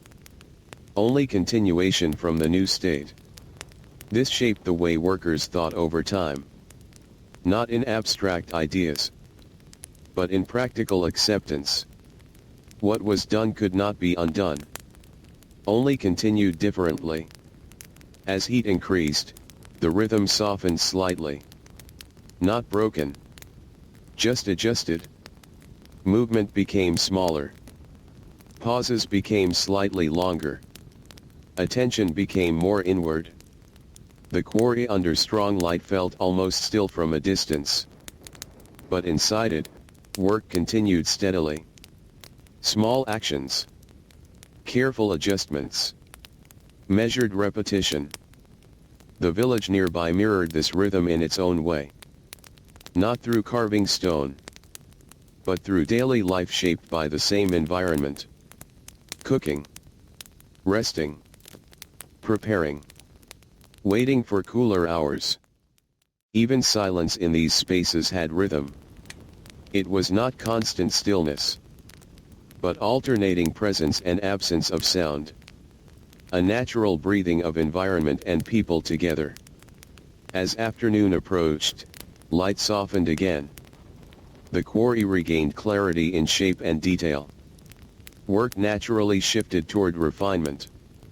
Not creation from nothing, but adjustment of what already existed. Stone that had been shaped through the day now showed accumulated progress. Not dramatic transformation, but layered change. Each hour adding something small but lasting. There was no sense of urgency toward completion. Because completion was not a single moment. It was a gradual settling of form. When nothing more needed to be changed. Workers often sensed this nearing state without needing to measure it. The stone itself seemed to guide awareness. Resistance lessened. Balance improved. Movement became smoother. As the sun lowered, rhythm began its final shift of the day. Work did not stop suddenly. It slowed in stages. Like a movement gradually returning to stillness. Sound in the quarry softened once more. Dust settled more quickly in cooling air. Even shadows seemed to lengthen with less resistance. Tools were set down again with familiar care. Not ending anything. Only pausing continuation. Each placement part of the same rhythm that had begun in the morning. Stone remained in place. Unfinished in some areas. Refined in others. Holding within it the entire day's sequence of attention and adjustment. The walk back to the village felt once again like release into softer time. Not escape from work, but transition into rest.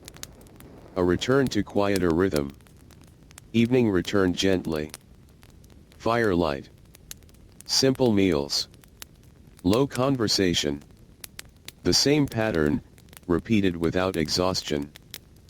Stone carvers carried the rhythm within them even in rest. Not as obligation, but as memory of motion. A sense that tomorrow would continue exactly where today left off. Sleep arrived in its usual slow way. Not sudden. Not forced. Just natural conclusion of repeated rhythm. And in the quarry, everything remained as it was. Stone resting. Dust settled.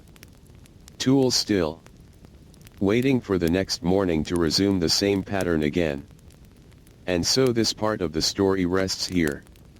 Still within the rhythm that never truly breaks. Still within the slow continuity of work and time. Not finished. Only continuing forward quietly, steadily, into the next moment. Next Hidden Life of Egyptian Stone Carvers Boring History Part 13 The quiet distance between stone and sky. There are days in the quarry when the sky feels closer than usual. Not in a dramatic way, but in a quiet sense, as if the space above the land has softened and lowered slightly into awareness. Stone carvers did not speak about this feeling. They simply worked under it. Morning returned again with its familiar gentleness. Light spreading slowly over stone surfaces.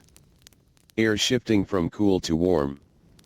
Dust from yesterday still resting in thin layers across the ground. Nothing had changed overnight in any noticeable way.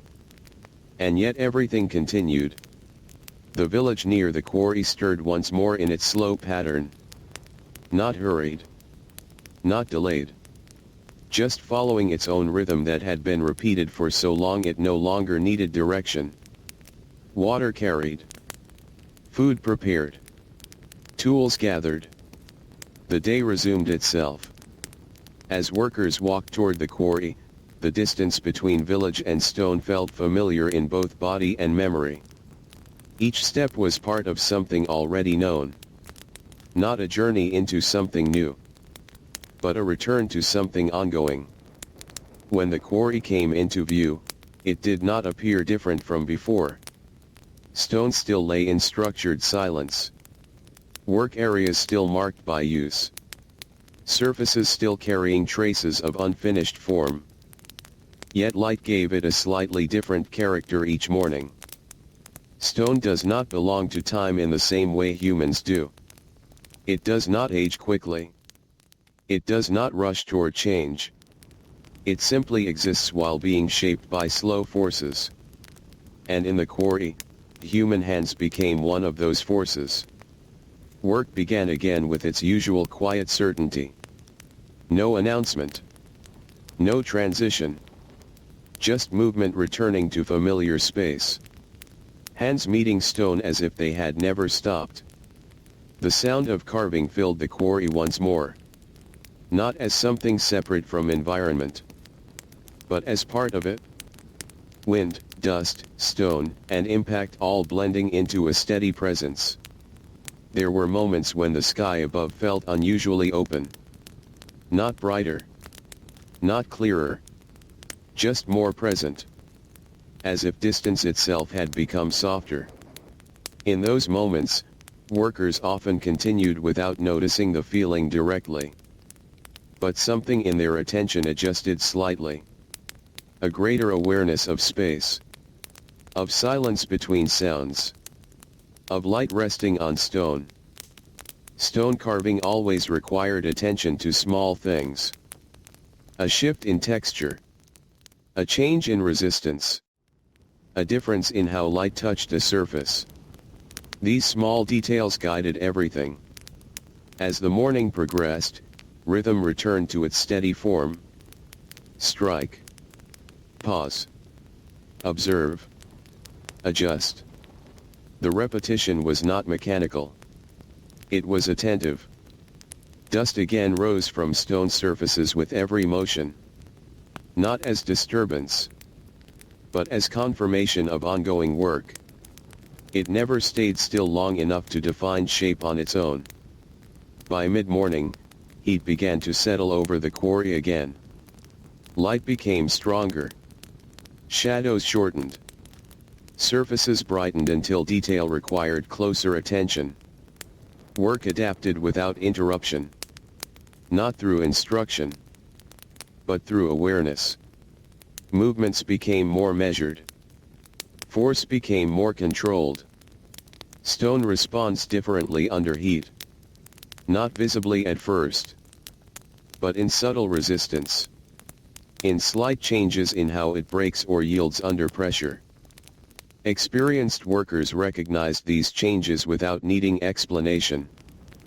Their hands adjusted automatically, as if memory itself guided movement more than thought. In nearby village spaces, life slowed again during the hottest hours. Shade became central. Rest became natural. Even movement became minimal. The rhythm of heat shaped everything. Stone carving did not stop completely during this time, but it softened. Work became lighter in intensity. More focused on refinement than removal. Less force. More attention. There is a quiet patience in working under heat. A sense that nothing can be rushed. That time itself has become thicker. Slower. More present. As afternoon began to approach, light changed again. Not dramatically, but enough to shift perception. Edges became clearer. Stone regained definition. Work regained steadiness. This return of clarity often marked the most careful part of the day. Small adjustments. Subtle refinements. Attention narrowing toward detail. Stone nearing completion in certain areas began to feel different underhand. Not easier, but more predictable. As if it had begun to understand the shape it was becoming. This was not spoken about, but it was felt. A quiet agreement forming between hand and material. As the sun began its slow descent, the quarry once again shifted toward closure. Light softened. Shadows lengthened. Air cooled gently. Everything began to slow. Work in final hours became almost delicate. Not because urgency increased, but because awareness deepened. Each motion carried slightly more intention. Stone surfaces were brushed again in preparation for rest. Not to erase, but to pause. Leaving the day's work in a stable, quiet state. Tools were set down carefully. Each placement part of a familiar ending ritual. Nothing abrupt. Nothing unfinished in feeling. Only paused continuation. The walk back to the village once again marked transition. From shaping stone to simply moving through evening air. From focused attention to quiet presence. Evening returned as it always did. Fires. Simple meals. Soft voices. The same pattern, gently repeating without strain. Stone carvers carried the day within them. Not as burden, but as continuity. A sense that tomorrow would resume the same rhythm without interruption. Sleep came slowly again. Not as escape, but as natural descent into rest. Breathing softened. Thoughts quieted. Body released the day. And in the quarry, stone remained in place once more. Unchanged in silence. Marked by the day's attention. Resting under night sky. And so this part of the story rests here. Still within the quiet distance between earth and sky. Still within the steady rhythm of shaping and returning. Not finished. Only continuing forward into silence. Next, Hidden Life of Egyptian Stone Carvers. Boring History Part 14. The work that outlives the hands. There is a quiet truth in stone that most people do not think about while it is being shaped. It lasts longer than the hands that touch it, longer than the breath that guides the tools, longer than the days that shape it, longer than the memory of the workers themselves. And in ancient Egypt, stone carvers lived every day inside this truth without needing to name it. Morning returned again with the same soft patience it always carried. Light spread slowly over the quarry. The ground warmed in small stages. The air filled again with the familiar stillness before movement begins. Nothing arrived suddenly. Everything returned gently. The village stirred in its usual quiet order. Doors opening without noise. Water being lifted carefully. Bread prepared in simple repetition. The start of the day was never marked by urgency. Only continuation. Stone carvers moved along the familiar path toward the quarry once more. Their steps did not carry hesitation. Not because the work was easy, but because it was known. Deeply known through repetition. At the quarry, stone remained exactly where it had been left. Unmoved through the night. But not unchanged in meaning. Each surface now held the memory of yesterday's attention. Even when dust covered it, that memory remained. Work began again without ceremony. Hands returning to familiar tools. Bodies adjusting to familiar posture. Attention narrowing into familiar focus. The rhythm resumed as if it had never stopped. Stone does not respond quickly. It requires patience from the one who shapes it. And in return, it offers permanence. Not immediate reward, but lasting form. Each strike of the tool carried forward what had been begun before. Nothing existed in isolation. Every motion was connected to the previous day. And to the day before that. Dust rose again in soft patterns across the quarry. It did not belong to any single moment. It belonged to all moments combined. A quiet accumulation of time made visible. By mid-morning, the work had already settled into its steady rhythm. Not repetitive in a dull sense, but continuous in a natural sense. Like breathing that does not need awareness to continue. Stone surfaces slowly began to reveal more defined structure as shaping continued. Edges sharpened slightly. Curves softened where needed. Flat surfaces became more even. But nothing was rushed. The carvers did not think in terms of final results. They thought in terms of adjustments. Small corrections that brought stone closer to balance. Step by step. Day by day. There is a kind of humility in working with something that outlives you. It changes how attention behaves. There is no need for haste. No need for final ownership. Only careful participation. As heat grew stronger, the quarry softened into its midday state again. Light became heavier. Shadows shorter. Movement slightly reduced in intensity. Everything adjusted without instruction. Stone under heat does not become different material. But it feels different under contact. Slight changes in resistance. Slight changes in response. Experienced hands notice these differences immediately. Rest moments during this time were simple. Not structured. Not formal.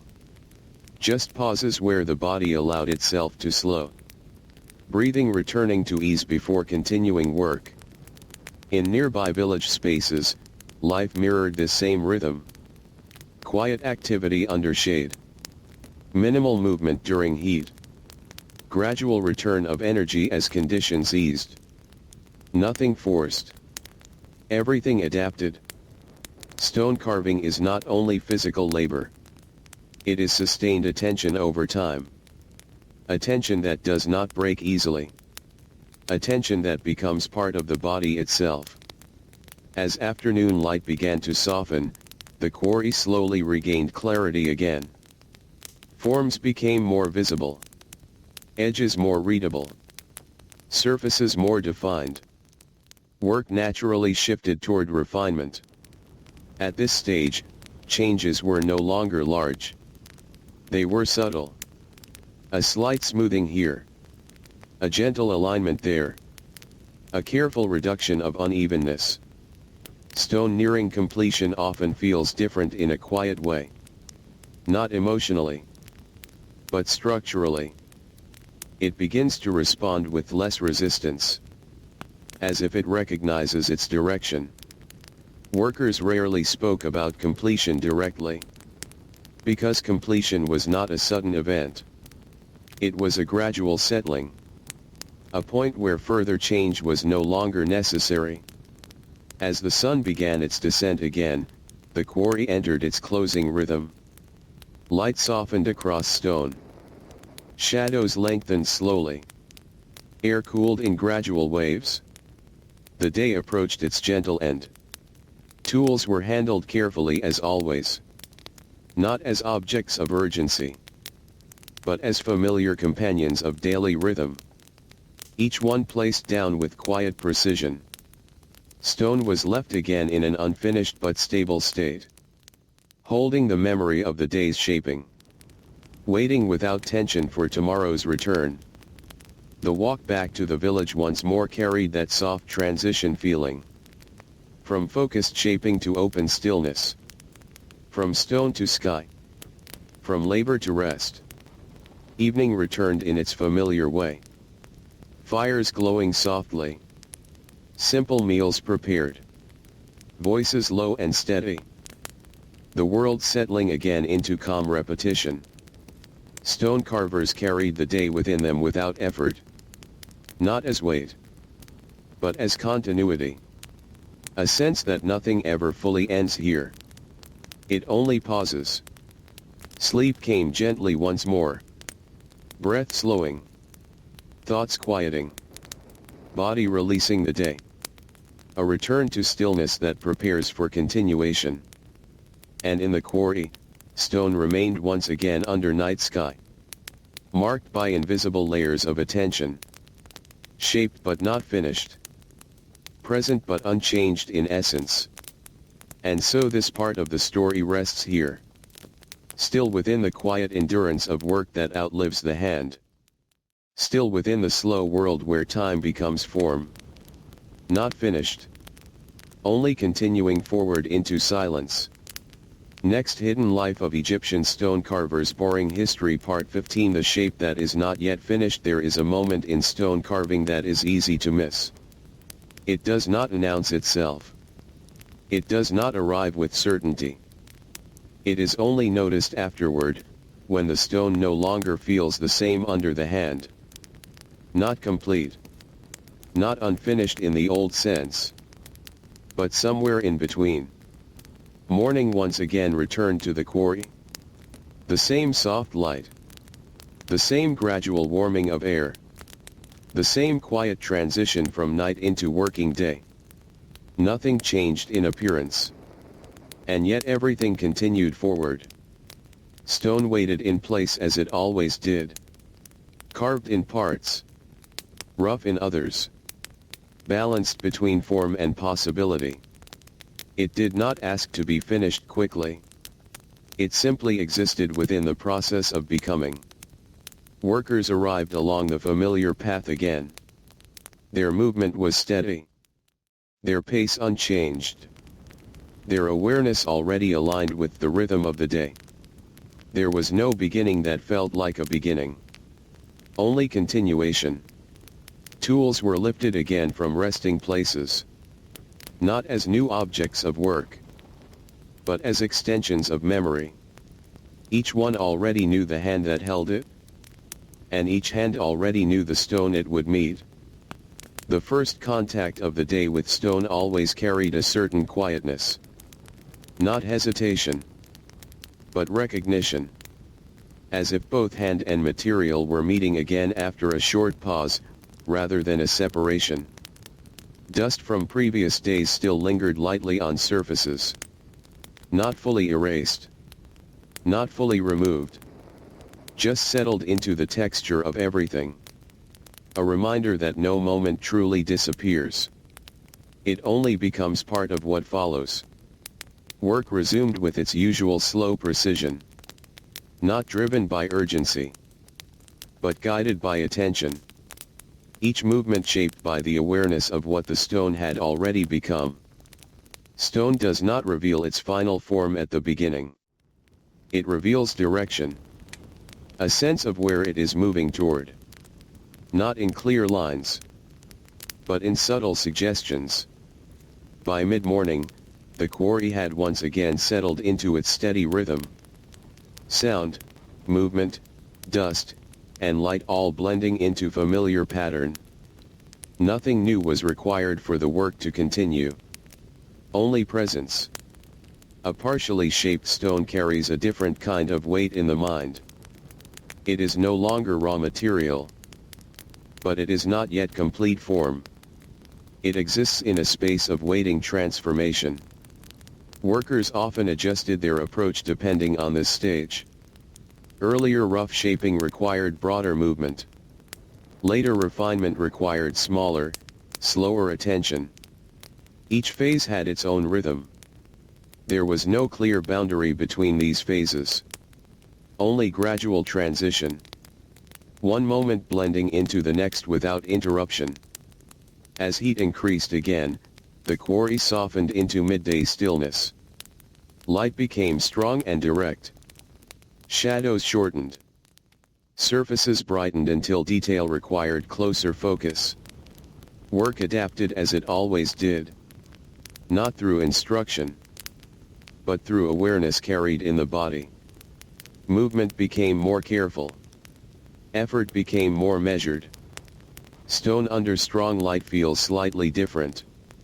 Not in material, but in perception. What was once visible may become less clear. What was hidden may become more noticeable. This shifting perception required trust in memory. Not everything could be seen clearly in the moment. Some understanding had to be carried forward from earlier observation. In the village nearby, midday brought familiar stillness again. Resting in shade. Slow movement. Simple routines continuing quietly. The rhythm of life matched the rhythm of heat. Even sound seemed to change during this time. Less defined. More absorbed into air itself. As if the world was holding its breath briefly. Stone carving did not pause entirely. But it became softer in intensity. Focused on adjustment rather than removal. Small refinements rather than large changes. As afternoon slowly approached, light began to shift again. Not suddenly, but enough to change how surfaces appeared. Edges gained clarity. Forms regained definition. Work regained precision. Stone that had been shaped over many days now began to feel closer to stability. Not finished, but less uncertain. Its form becoming more consistent under repeated attention.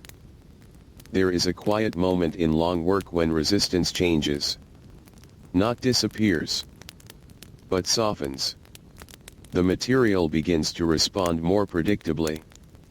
Workers recognized this change without needing to speak about it. It was felt in the hand, in the rhythm of movement, in the reduction of unexpected resistance. As the sun began to lower again, the quarry entered its final rhythm of the day. Light softened. Shadows stretched. Air cooled slowly. Everything moved toward quiet conclusion. Final adjustments were made with increased attention. Not speed. Not force. But care. Each movement slightly more deliberate than before. Stone was brushed again at the end of the day. Not to erase the work, but to prepare it for pause. leaving it in a stable, resting condition. Tools were set down carefully as always. Each placement part of long repeated ritual. Nothing ending abruptly. Everything continuing in rhythm. The walk back to the village carried the familiar sense of return. From shaping to stillness. From focus to openness. From stone to evening air. Evening arrived once again with its steady calm. Firelight. Simple food. Soft movement in shared space. The day dissolving gently into rest. Stone carvers carried the memory of shaping within them. Not as task, but as continuation. A sense that tomorrow would pick up exactly where today paused. Sleep came again in its slow, natural way. Breathing easing. Thoughts softening. Body releasing the rhythm of work. And in the quarry, stone remained under night once more. Not finished. Not unformed. But held in a state of ongoing becoming. Waiting without tension for the next return of light and hand. And so this part of the story rests here. Still within the quiet space between shape and completion. Still within the slow unfolding of work that never truly ends in a single moment. Not finished. Only continuing forward into silence. Next. Hidden Life of Egyptian Stone Carvers. Boring History. Part 16. The long memory of hands. There are hands that forget quickly. And there are hands that do not. In the world of Egyptian stone carving, the hands that worked stone belonged to the second kind. They remembered everything. Not in words. Not in stories. But in movement. Morning arrived again in its familiar quiet way. Light spreading slowly over the quarry. Air shifting from cool to warm. The village behind already beginning its slow return to daily rhythm. Nothing felt new. Only continued. Stone lay where it had been left. Still marked by yesterday's shaping. Still carrying faint dust from work. Still waiting without expectation. It did not change during the night. But it held what had been done to it. Workers returned along the same path again. Their steps steady. Their pace unchanged. Their attention already turning toward familiar tasks. There was no need to prepare mentally in a dramatic way. The body already remembered. Hands lifted tools that felt unchanged. But the hands themselves had changed slightly. Not visibly. But through repetition. Through years of contact with stone that shaped awareness quietly. The first contact of the day with stone always carried a subtle recognition. Not thought. But feeling. A sense that the material and the hand had not truly separated overnight. Only paused. Stone carving is not a skill that resets each day. It accumulates. Every movement adds to memory stored in the body. Not as language, but as instinct. By mid-morning, the quarry had settled into its familiar rhythm again. Sound. Dust. Motion. Light.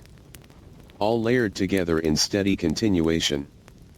A worker does not need to recall every lesson consciously. The body carries it forward. Pressure applied correctly without thinking. Angle adjusted without calculation. Force controlled without hesitation. This is the long memory of hands. A memory built not from single moments, but from thousands of repeated actions. Stone responds to this kind of memory. Not quickly, but accurately over time. It recognizes consistency in a way that feels almost mutual. Dust again filled the air in soft layers. Not disruptive, but ever present. Marking every motion with temporary trace before settling again. As heat increased, work softened into its midday rhythm. Not slower in purpose, but gentler in execution. The body adjusted without instruction. In the village nearby, life followed the same pattern it always had. Rest in shade. Small movements. Quiet continuation of simple tasks. The world shaped itself around light and temperature. Stone carving during this time became more about awareness than force. Less removal. More observation. Small corrections rather than large changes. As afternoon slowly approached, perception shifted again. Light softened. Edges became clearer. Stone revealed structure more easily. Workers often recognized this moment without speaking. A natural return of clarity after the heaviness of midday. A signal that refinement could resume. Stone that had been worked for days or weeks began to feel familiar under the hand. Not finished, but understood. Its behavior no longer surprising. This familiarity was not comfort alone. It was coordination. A shared understanding forming between material and worker through repetition. Overseers, when present, observed this stage quietly. Not to interfere, but to see how continuity was progressing. The work spoke for itself through form. There were no final declarations in the quarry. No single moment where something was announced as complete. Only gradual settling into stability. As the sun began to lower, the quarry entered its familiar closing rhythm again. Light softened across stone surfaces. Shadows lengthened slowly. Movement naturally reduced in intensity. Final touches were made with careful attention. Not urgency, but awareness of transition. Each movement slightly more deliberate than the one before. Stone was again left in a resting state. Not finished in final sense, but no longer actively changing that day. Holding the imprint of continued work. Tools were set down with familiar care. Not ending anything. Only pausing. The same rhythm, repeated across countless days. The walk back to the village carried the same quiet release. From focus to openness. From shaping to stillness. From stone to evening air. Evening returned gently again. Firelight. Simple food. Soft presence among familiar surroundings. Everything returning to calm repetition. Stone carvers did not leave their work behind in thought. It remained with them in their bodies. As memory of movement rather than memory of events. Sleep came again slowly and naturally. Breath softening. Muscles releasing. Attention dissolving into rest. And in the quarry, stone remained unchanged in the dark. Not abandoned. Not finished. But continuing its slow transformation through accumulated days. And so this part of the story rests here. Still within the long memory of hands that do not forget. Still within the quiet world where repetition becomes understanding. Not finished. Only continuing forward into silence. Next, Hidden Life of Egyptian Stone Carvers. Boring History Part 17. The weight of unfinished things. There is a certain feeling that exists only in work that takes many days. It is not frustration. It is not urgency. It is simply awareness that something is still becoming. Not complete. Not absent. Just unfinished. Morning returned again in its slow and familiar way. Light across stone surfaces. Dust settling in soft layers. Air warming gradually as the village and quarry both began to move. Nothing arrived suddenly. Everything resumed. Stone still held the shape of yesterday's effort. Edges slightly more defined. Surfaces slightly more balanced. Form slightly closer to intention. But still open to change. Workers arrived without need for instruction. Their bodies already knew the sequence. Walking. Picking up tools. Approaching stone. Each movement part of a pattern repeated so many times it no longer felt like decision. The first contact with stone again carried familiarity. Not newness, but continuation. As if the material had been waiting in exactly the state since the previous day ended. There is a quiet heaviness in unfinished work. Not emotional, but physical in awareness. The sense that something still requires attention. Something still has not settled into final form. Stone carving exists inside this heaviness without resistance. Because unfinished is normal. Not exception. By mid-morning, the quarry again filled with steady rhythm. Sound of tools. Movement of bodies. Dust rising and falling in soft cycles. Everything continuing without interruption. A stone does not reveal its final shape quickly. Even when it begins to look close to completion, small changes remain possible. A surface slightly adjusted. An edge slightly refined. A curve subtly corrected. These small changes matter more than large ones at this stage. Because they determine balance. Not appearance alone, but stability of form. Workers often moved more slowly when stone reached this stage. Not because work became harder, but because attention became finer. Smaller adjustments required greater awareness. There is a kind of patience that only appears near completion. Not the patience of waiting, but the patience of refinement. The willingness to make small corrections without rushing forward.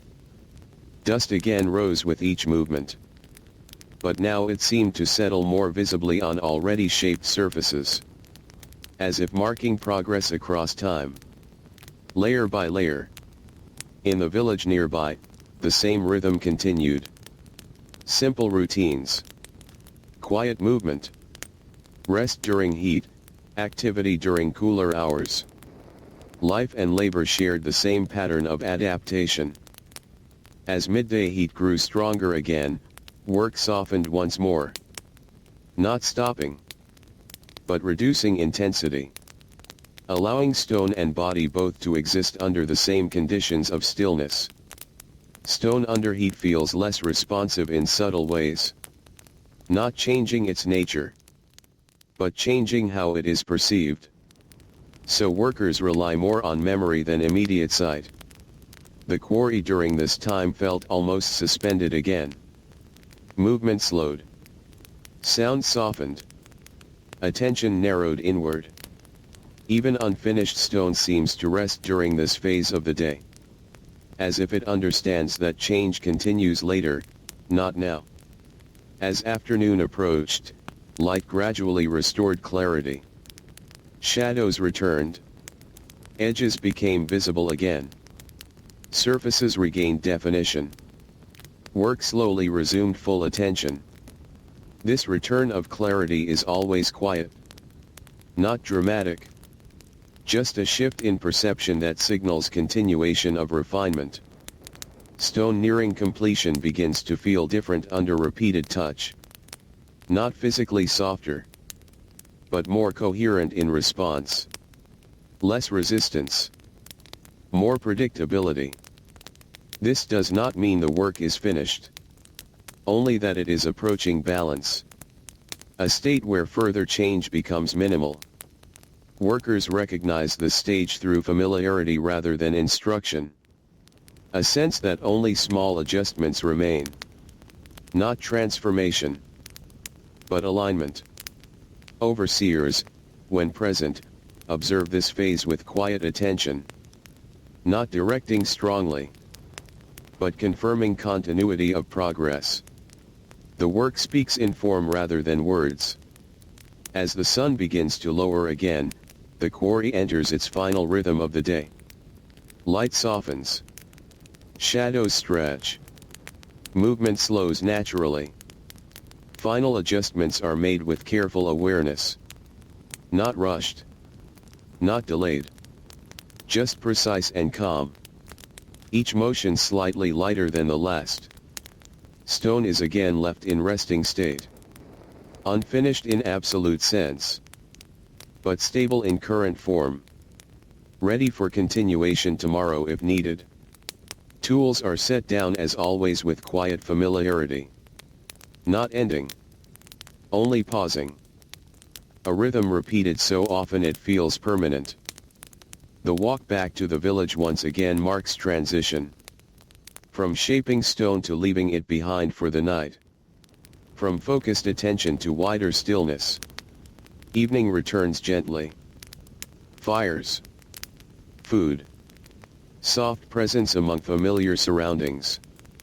The day dissolves into calm repetition. Stone carvers carry the weight of unfinished things without discomfort. Because unfinished is not failure. It is simply the normal state of long work. Sleep arrives slowly again. Body relaxing. Mind quieting. Breath softening into rest. And in the quarry, stone remains under night once more. Not complete. Not abandoned. But continuing its slow path toward form through time. And so this part of the story rests here. Still within the quiet weight of unfinished things. Still within the slow patience of work that does not rush toward ending.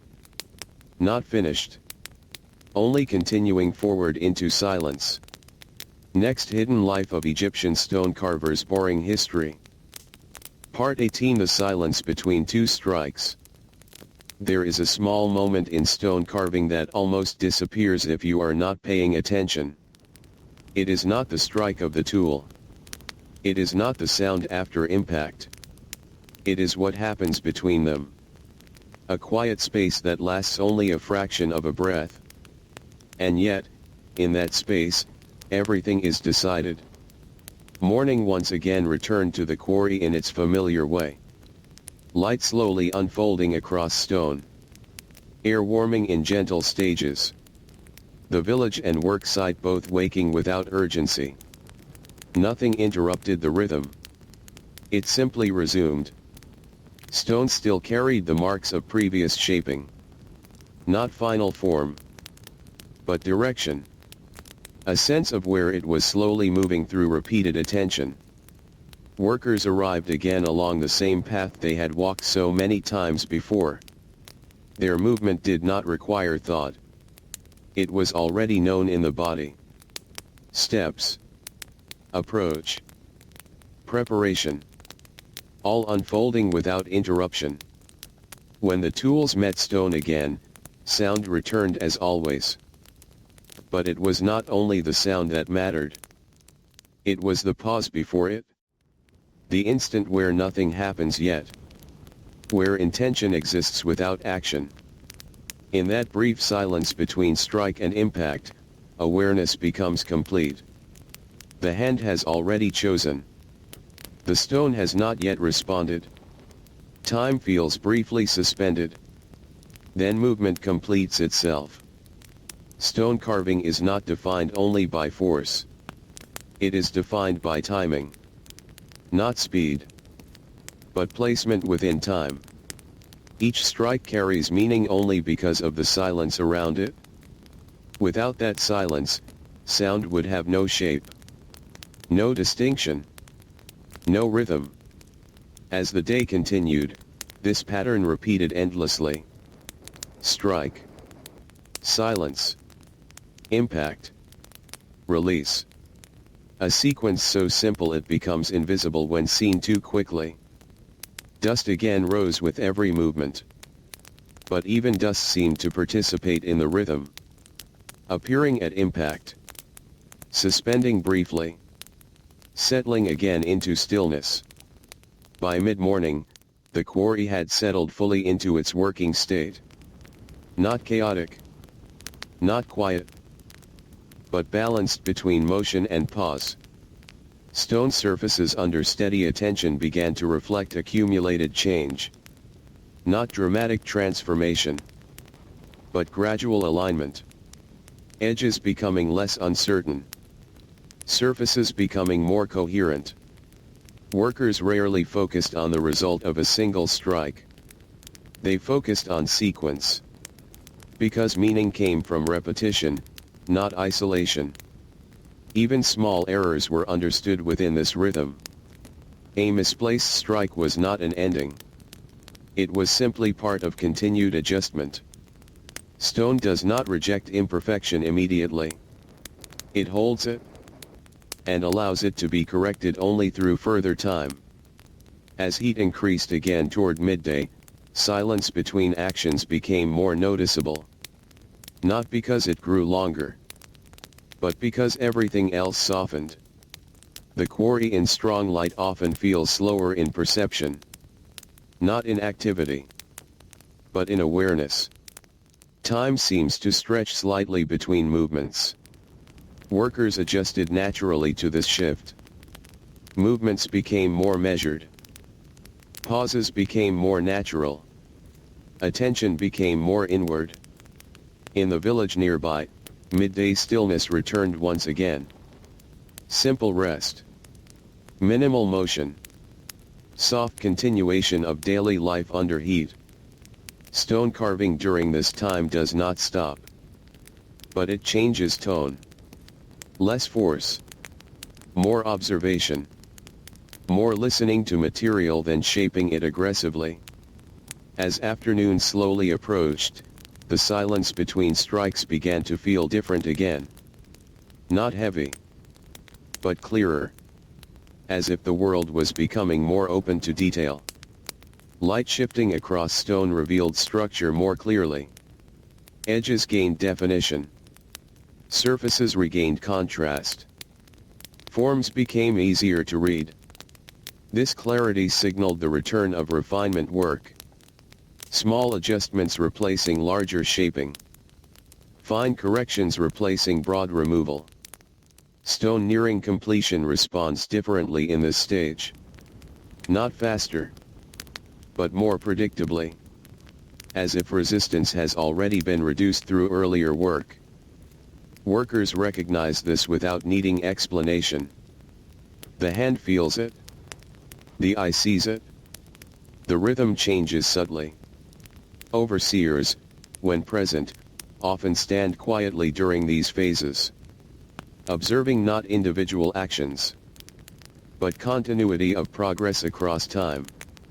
As the sun lowers again, the quarry begins its final transition of the day.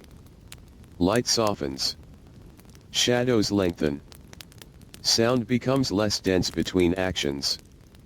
The silence between strikes becomes more noticeable again. Not because work slows dramatically, but because attention deepens naturally as the day closes. Final adjustments are made carefully. Each strike smaller. Each pause slightly longer. Each moment more deliberate. Stone is left once again in resting state. Not finished in absolute sense, but stable in its current form. Holding the memory of all silences and impacts from the day. Tools are set down as always. Not as ending, but as pause. A gesture repeated so many times it becomes part of life itself. The walk back to the village carries the same quiet rhythm. From sound to silence. From impact to rest. From attention to release.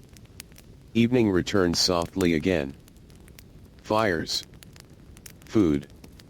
Familiar movement in fading light. The day settling into stillness. Stone carvers carry the memory of silence between strikes within them. Not consciously, but as rhythm stored in movement itself. A rhythm that continues even in rest. Sleep arrives gently again. Breathing slowing. Thoughts softening. Body returning to stillness. And in the quarry, stone remains under night once more. Marked by countless pauses. Shaped by countless silences. Continuing its slow formation through time. And so this part of the story rests here. Still within the silence between action and impact. Still within the quiet rhythm that defines everything without needing to speak. Not finished.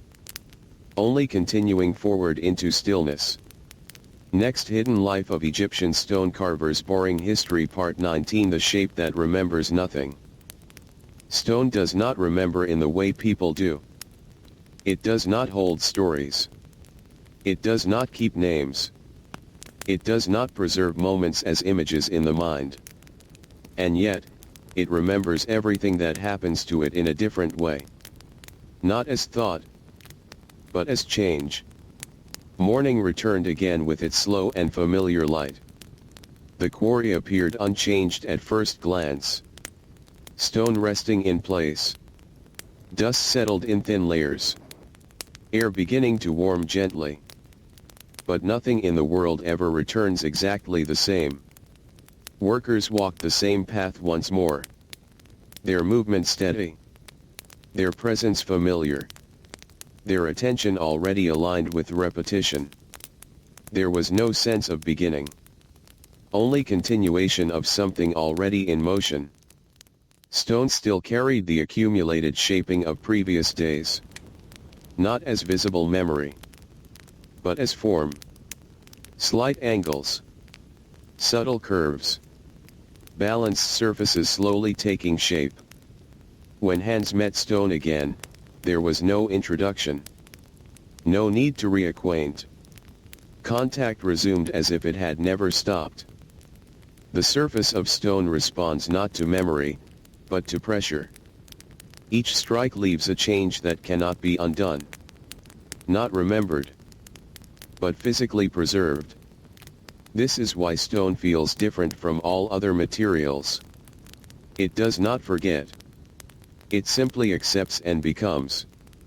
By mid-morning, the quarry had once again settled into its steady rhythm. Movement. Sound. Dust. Pause. All layered together in familiar structure. Stone carving is a conversation without language.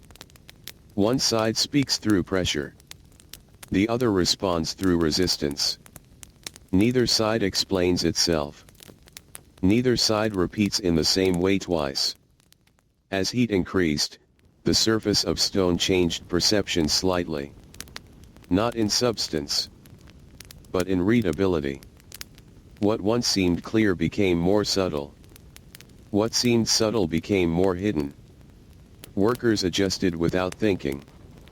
This adjustment was not learned each day. It was carried forward from all previous days combined. The shape of stone is never fixed until the final moment of stillness. Before that, it remains open to continuation. Even when it appears nearly complete. Dust again filled the air in soft motion. Not chaotic, but steady. A visible trace of ongoing transformation. In the village nearby, midday quiet returned as always. Shade became space of rest. Movement slowed. Time felt less urgent. The same rhythm continued everywhere. Stone carving under heat became quieter in its intensity. Not less work, but less forceful change. More observation than removal. More correction than creation.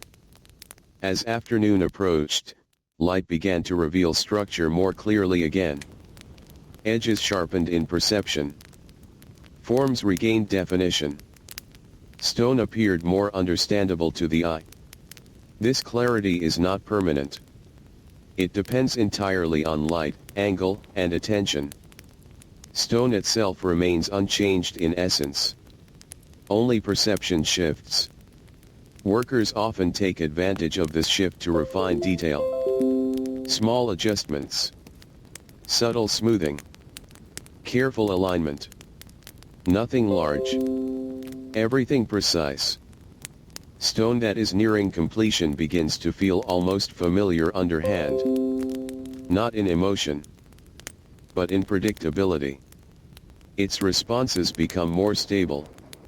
Less surprising. Still, it remains unfinished. Because unfinished is not a flaw in this world. It is the normal state of time in motion. Overseers, when present, observe without interruption. They do not rush completion. They observe continuity. How far form has progressed through repetition. As the sun lowers again, the quarry begins its final transition. Light softens. Shadows stretch. Sound becomes more spaced between actions. Final shaping is slow. Not because it must be, but because attention naturally narrows toward precision. Each movement becomes smaller than the last. Stone is not forced into completion. It settles into it. A gradual alignment where further change is no longer necessary. But even then, it is never truly final in meaning. Because it will become part of something larger. A structure. A wall. A monument that changes its context entirely. Tools are set down again in familiar sequence. Not as conclusion, but as pause. A rhythm repeated without end. The walk back to the village carries its usual quiet release.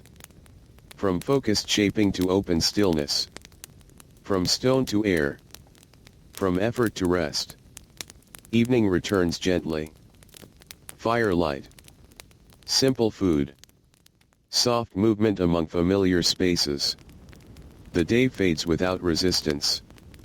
Stone carvers carry no clear boundary between work and rest.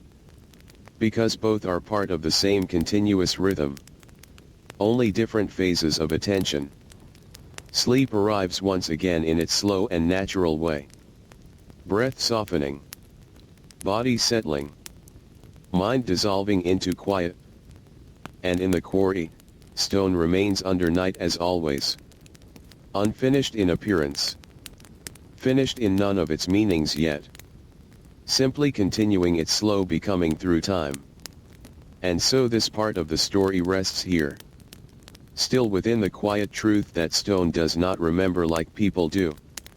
Still within the slow transformation that only time can complete. Not finished. Only continuing forward into silence. Next, Hidden Life of Egyptian Stone Carvers. Boring History Part 20. The work that does not belong to one life. There are things that begin in one life and are finished in another. Stone is one of those things. It is shaped by hands that will not be there when it is finally placed, polished, and used. And yet, those hands are still part of it. Even after they are gone. Morning returned again with its familiar softness. Light spreading across the quarry in slow layers. Dust settling into the ground from the night before. Air warming gently as the day quietly began again. Everything looked the same. But nothing was truly the same. Workers walked the familiar path once more. Their steps unchanged. Their rhythm steady. Their attention already returning to unfinished form waiting in stone. No one spoke about continuity. They simply lived inside it. Stone remained where it had been left. But now it held more than surface shape. It held accumulation. Days of pressure. Days of correction. Days of silent adjustment. Not visible as memory, but visible as form. When hands met stone again, there was no separation between past and present work. Everything continued at once. Yesterday's shaping still active beneath today's touch. Stone carving is never truly a single day's work. It is a long sequence of days that only appears as one process from a distance. Each moment adds something that cannot be separated later. By mid-morning, the quarry had once again settled into its steady pattern. Movement. Pause. Sound. Silence. All repeating without breaking. There is a quiet seriousness in work that will outlast the worker. Not heavy in emotion, but steady in awareness. A sense that what is being shaped now will belong to time far beyond one life. Dust rose again from repeated motion. It did not mark individuals. It marked activity itself. A soft record of ongoing change across many hands and many days. Stone does not belong to those who shape it. It belongs to what it becomes. And what it becomes is always beyond the moment of carving. As heat increased, the quarry softened again into midday stillness. Light became heavy. Movement slowed slightly. Attention narrowed into immediate tasks. Work continued, but without urgency. Because urgency has little place in material that changes slowly by nature. Stone cannot be rushed into permanence. In nearby village spaces, midday rest returned as always. Simple pauses. Soft shade. Minimal movement. Life adapting to the rhythm of environment. Stone carving during this time became almost meditative in repetition. Not in meaning, but in structure. The same motion repeated with slight variations over time. As afternoon approached, light again shifted perception. Stone surfaces became more readable. Edges clearer. Forms more defined. The quarry regained visual structure after midday softness. Workers used this clarity for refinement. Not large changes, but small corrections that brought form closer to balance. Stone nearing completion does not announce itself loudly. It reveals itself slowly. Through reduced resistance. Through increased stability. Through quiet consistency. But even then, it remains part of unfinished continuity. Because nothing in this work is truly isolated. Each piece connects to larger structure beyond itself. Overseers, when present, observe this continuity without interference. They do not measure life in moments. They measure it in accumulated direction. As the sun begins to lower, the quarry again shifts toward closing rhythm. Light softens. Shadows stretch. Movement slows naturally without instruction. Final adjustments are made with care. Not because the work demands urgency, but because attention becomes naturally precise at the end of the day. Stone is left again in resting condition. Not complete in absolute sense, but stable enough to hold its form through night. Holding all accumulated work within its surface. Tools are set down in familiar order. Not as conclusion, but as continuation paused. A gesture repeated across countless days. The walk back to the village carries the same quiet transition. From shaping to stillness. From attention to rest. From stone to evening air. Evening returns gently once again. Firelight. Simple food. Low voices in familiar spaces. The world settling into calm repetition. Stone carvers carry the understanding that their work does not belong to them alone. It belongs to time. To structure. To continuation beyond their presence. Sleep arrives slowly once more. Breath softening. Body releasing. Mind fading into quiet continuity. And in the quarry, stone remains under night again. Unfinished in appearance. Ongoing in meaning. Quietly shaped by countless days that will continue without any single witness. And so this part of the story rests here. Still within the truth that work outlives the worker. Still within the slow continuity of stone shaped across generations. Not finished. Only continuing forward into silence. There is a moment in long work when change becomes less visible.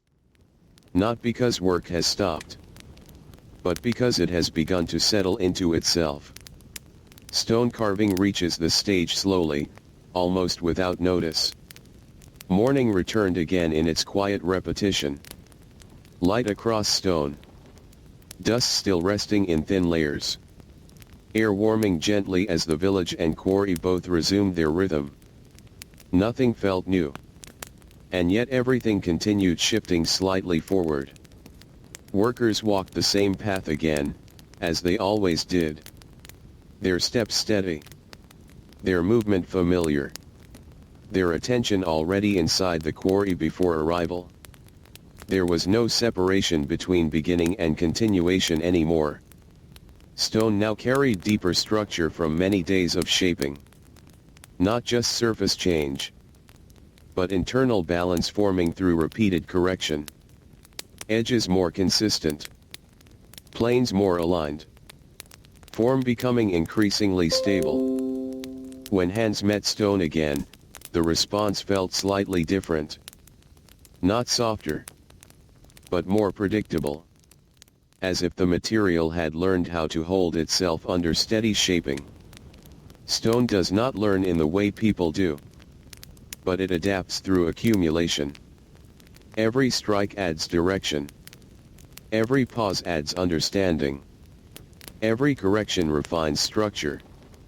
By mid-morning, the quarry again moved within its familiar rhythm. Sound rising and fading. Dust drifting and settling. Light shifting slowly across surfaces. Everything in continuous motion without urgency.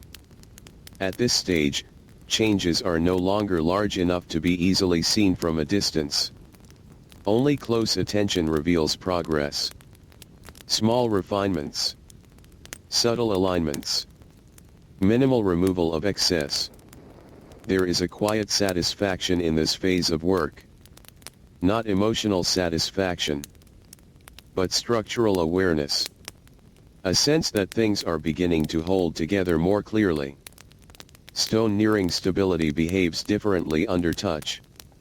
It does not resist sharply. It does not change unpredictably. It responds in measured ways. Consistent. Reliable. Gradually settling. Dust continues to rise with each motion, but now it feels lighter in perception. Almost like a reminder rather than a disruption. A trace of ongoing effort rather than interruption. In the village nearby, midday life continues as always. Rest. Shade. Simple routines repeated without variation. The same rhythm shared across all activity in the region. Stone carving during this time becomes less about shaping new form, and more about confirming existing form. Making sure what has emerged remains stable. As afternoon approaches, light changes again. Not dramatically, but enough to bring clarity back to surfaces. Edges sharpen slightly in perception. Forms become easier to read again. This return of clarity allows refinement to continue. Small corrections that ensure balance remains consistent. Not changing direction. Only improving alignment. Stone does not rush toward completion. It approaches it slowly through reduction of unnecessary change. Less removal. Less adjustment. More stability. Overseers, when present, observe quietly as always. They do not intervene in detail. They observe overall progression. How form continues to stabilize across time. As the sun begins to lower, the quarry once again shifts into closing rhythm. Light softens. Shadows stretch. Movement naturally reduces intensity. Final work of the day becomes delicate. Not because it must be perfect, but because attention becomes naturally refined in ending hours. Stone is left again in resting condition. Not final. Not incomplete. But stable in its current state of becoming. Tools are set down in familiar sequence. Each placement part of long repetition that defines the life of the quarry. Nothing ends sharply. Everything pauses smoothly. The walk back to the village carries the same quiet transition. From shaping to stillness. From focus to openness. From stone to evening air. Evening returns softly once again. Firelight. Simple food. Low, steady presence among familiar surroundings. The day dissolves gently. Stone carvers carry within them the sense of form beginning to settle. Not as thought, but as familiarity in movement. A quiet recognition that progress is becoming more stable. Sleep arrives as always in slow descent. Breathing easing. Body releasing. Mind softening into rest. And in the quarry, stone remains under night once more. No longer only shaped. Not yet complete. But beginning to hold its own form with increasing steadiness. And so this part of the story rests here. Still within the edge where form begins to settle. Still within the slow quiet shift from becoming to stability. Not finished. Only continuing forward into silence. Next, Hidden Life of Egyptian Stone Carvers. Boring History Part 22. The work that slowly becomes memory in the world. There is a strange point in long labor where the work no longer feels like something you are doing. It begins to feel like something that is simply happening through you. Not separate. Not owned. Just continuing. Morning once again arrived over the quarry in its familiar silence. Light spreading slowly across stone. Air warming in gentle steps. The village behind already shifting into its steady rhythm of the day. Nothing announced itself. Everything resumed.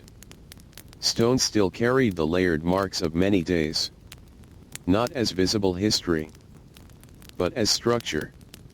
Subtle alignment. Balanced surfaces. Form slowly approaching stability. Workers walked the path again without variation. Their steps were the same as yesterday. And the day before. And all the days that had come before them. Repetition had become natural movement. When hands met stone, the contact felt almost familiar beyond memory. Not remembered as an event, but known as a condition. A continuous state of touch and response. Stone does not distinguish between days. It only responds to contact in the present moment. But that present moment is shaped by everything that came before. By mid-morning, the quarry again filled with its steady rhythm. Strike. Pause. Adjustment. Stillness. Each part blending into the next without sharp separation. Dust moved through the air as always. But now it felt almost like part of the light itself. A soft layer between vision and form.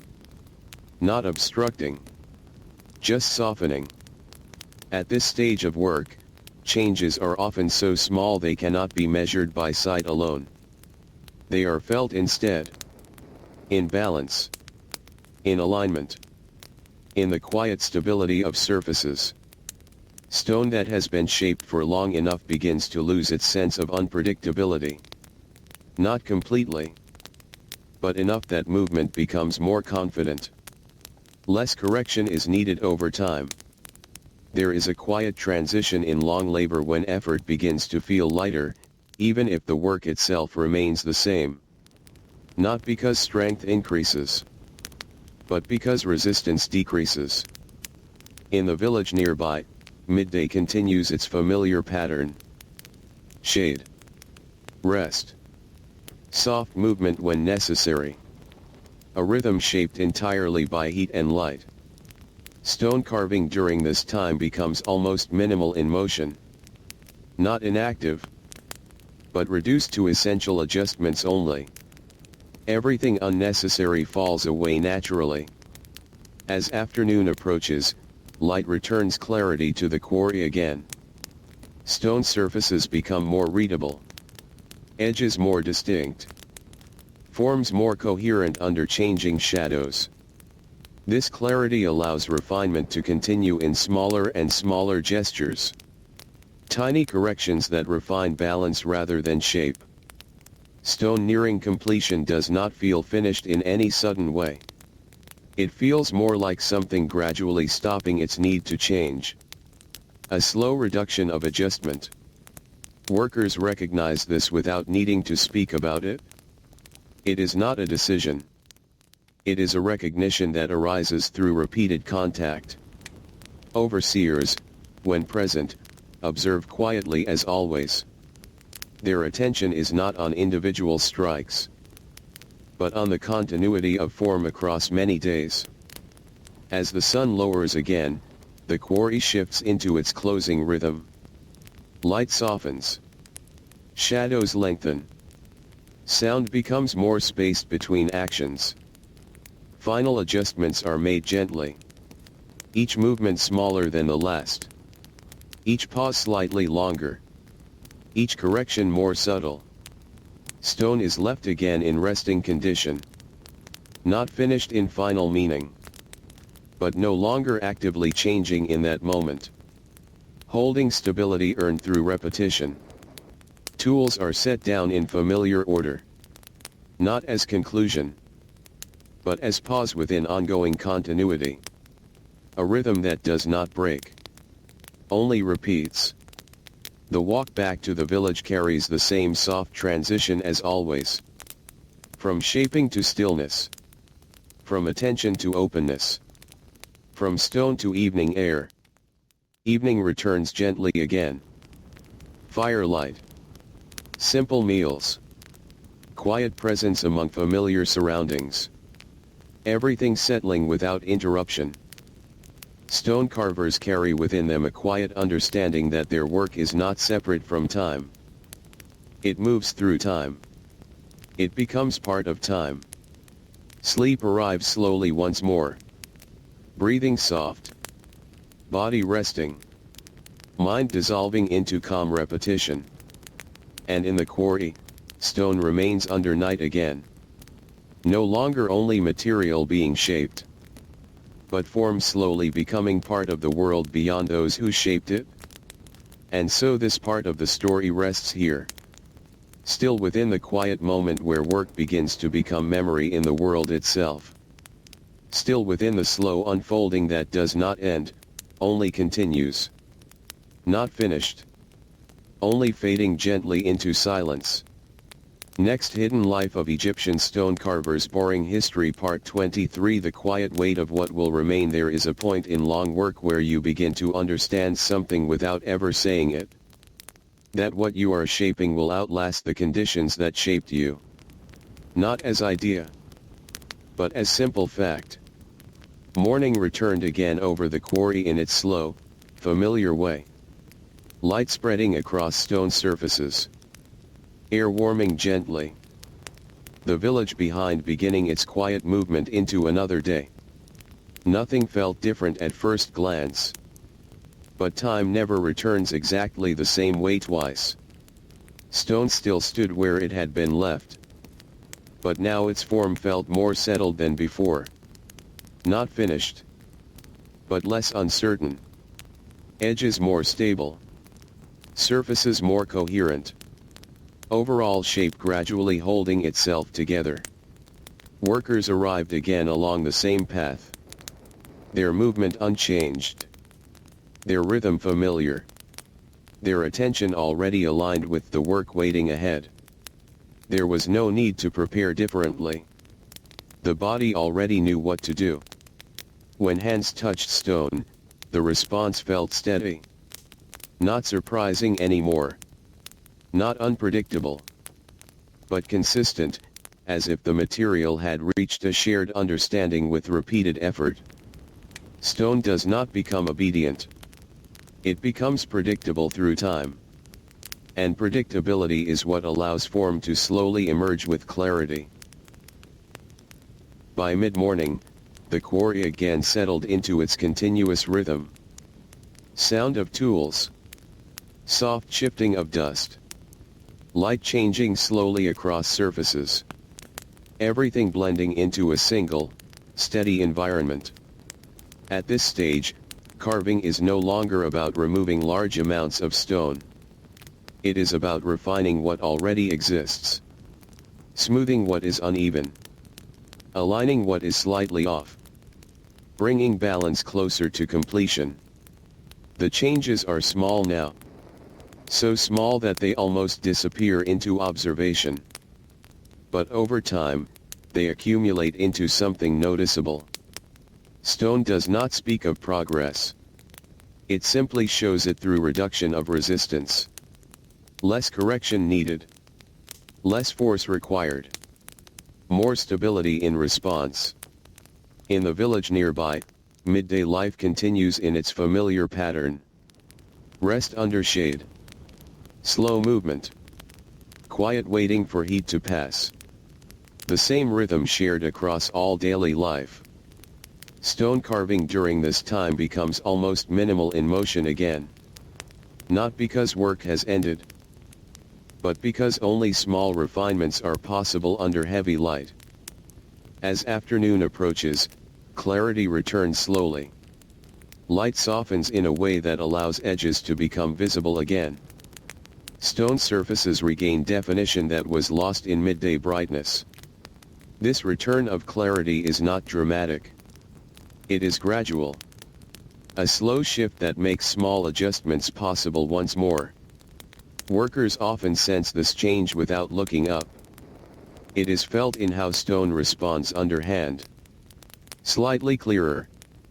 Slightly more defined. Slightly more stable. Stone nearing completion does not transform suddenly. It settles. Step by step. Layer by layer. Day by day. Overseers, when present, observe quietly as always. They do not mark endings. They observe continuity. How far form has progressed through repeated attention. As the sun begins to lower again, the quarry moves into its closing rhythm. Light softens. Shadows stretch across stone. Movement slows naturally. Final adjustments are made with careful attention. Not urgency, but awareness that the day is approaching rest. Each movement becomes smaller and more deliberate. Stone is left once again in resting condition. Not final in absolute sense, but stable in its current state of becoming. Holding the shape it has slowly developed through many days. Tools are set down as always in quiet sequence. Not ending. Only pausing. A rhythm repeated without variation. The walk back to the village carries the same familiar release. From shaping to stillness. From focus to openness. From stone to evening air. Evening returns gently once more. Firelight. Simple food. Soft presence among familiar surroundings. The day dissolves quietly. Stone carvers carry within them a quiet awareness that what they shape does not belong to their lifetime alone.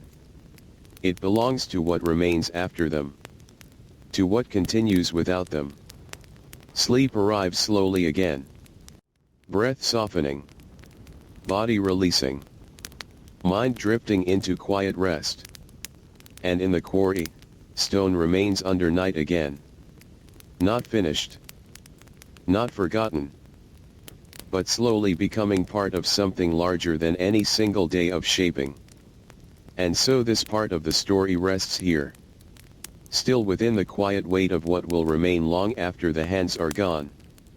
Still within the slow unfolding that belongs more to time than to people. Not finished. Only continuing forward into silence.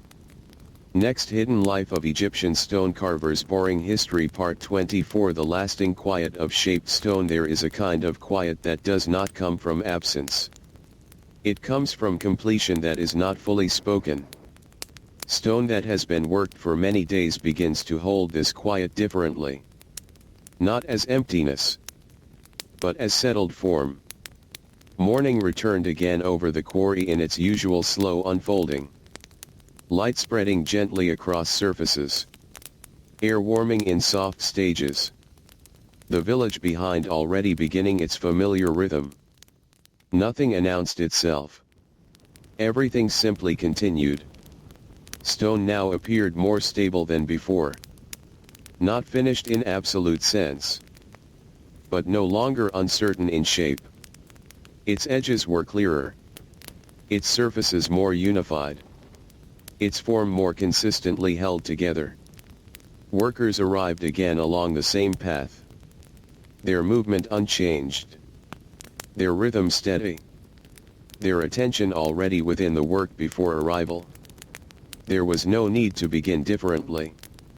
When hands met stone, the response was calm and predictable. Not because stone had changed nature, but because repetition had reduced uncertainty over time. Stone carving at this stage is not about transformation anymore. It is about confirmation. Ensuring that what has formed remains stable under continued attention. By mid-morning, the quarry once again settled into its familiar rhythm. Sound of tools. Soft movement of dust. Light shifting slowly across stone. Everything continuing without interruption. At this stage, even small corrections feel significant.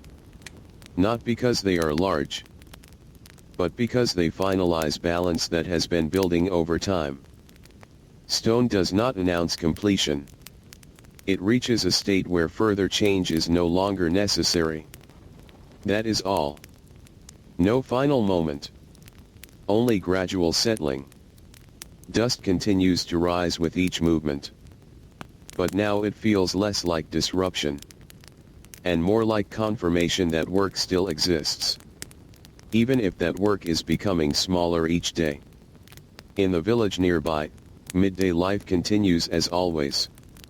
Shade. Rest. Quiet repetition of simple tasks. The same rhythm shared between labor and living. Stone carving during this time becomes extremely subtle. Almost imperceptible in change. Only fine adjustments remain. A slight smoothing. A gentle alignment.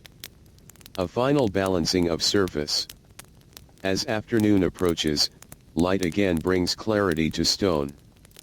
Forms become more visible. Edges more defined. Surfaces easier to read under shifting shadows. This clarity does not change stone. It changes perception of stone, allowing the smallest details to be seen more clearly. Workers use this time for final refinement. Not shaping, but stabilizing. Ensuring that nothing remains uneven or unresolved. Stone nearing completion feels calm underhand. Not alive in emotional sense, but settled in physical response. Less resistance. More continuity. Greater stability. Overseers, when present, observe without urgency.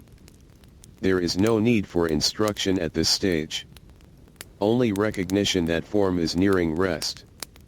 As the sun begins to lower again, the quarry enters its final rhythm. Light softens. Shadows lengthen. Movement becomes quieter and slower. Final adjustments are minimal now. Each motion small and careful. Each pause slightly longer than before. Each correction almost invisible. Stone is left again in resting condition.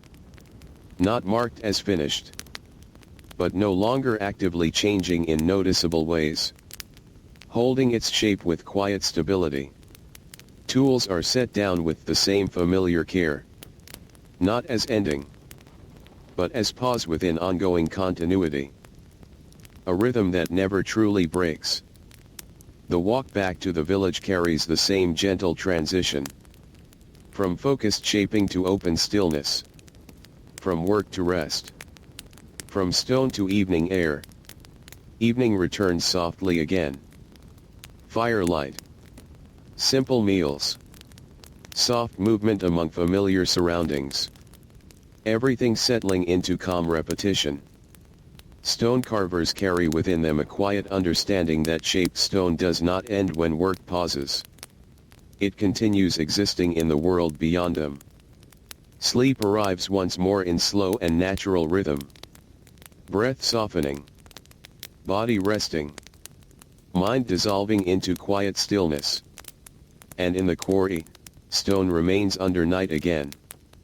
Not finished. Not forgotten.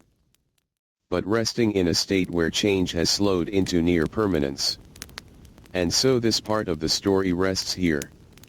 Still within the lasting quiet of shaped stone. Still within the slow settling of work that becomes part of the world itself. Not finished. Only continuing forward into silence. Acta part shape mile reek kinta dio by. Hidden Life of Egyptian Stone Carvers Boring History Part 25 Where one day blends into the next. There is a point in long work where the days stop feeling separate. Not because time disappears, but because it begins to flow without clear edges. One morning no longer feels different from the last. One afternoon no longer stands alone. Everything blends into continuation. Morning returned again over the quarry in its slow, familiar way. Light spreading gently across stone. Air warming in gradual steps. The village behind already moving in its quiet rhythm. Nothing new announced itself. Only repetition continued. Stone still rested in its familiar place. But now it felt even more stable than before. Not finished, but closer to something that no longer needed major change. Its shape held itself more confidently now. Workers walked the same path again without variation. Their steps unchanged. Their pace steady. Their attention already aligned with work before arrival. There was no clear beginning anymore. Only return. When hands met stone, the feeling was familiar beyond thought. Not remembered as an event, but carried as instinct. The body already knowing pressure, timing, and resistance without instruction. Stone carving at this stage is not about discovery. It is about continuation. Small refinements added to long accumulation of previous days. By mid-morning, the quarry once again settled into its steady rhythm. Sound rising and fading. Dust drifting through light. Movement repeating without interruption. Everything flowing like a single ongoing process. At this point, changes become almost invisible when seen day by day. Only over longer time do they become clear. A gradual settling that cannot be separated into moments.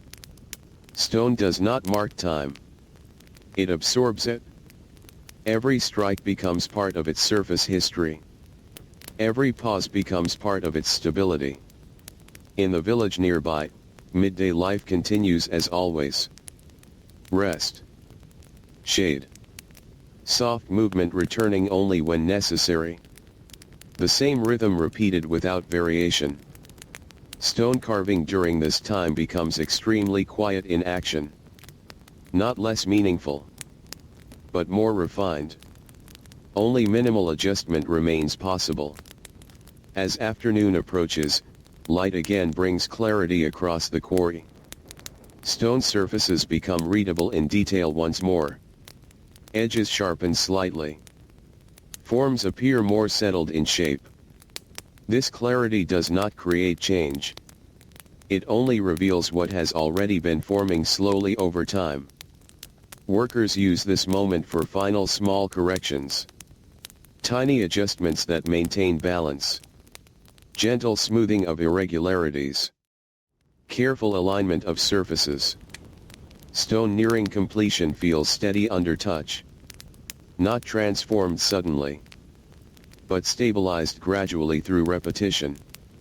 Less resistance. More consistency. Greater quietness in response. Overseers, when present, observe without urgency. They do not mark a clear ending. They simply recognize that work has entered a stable phase.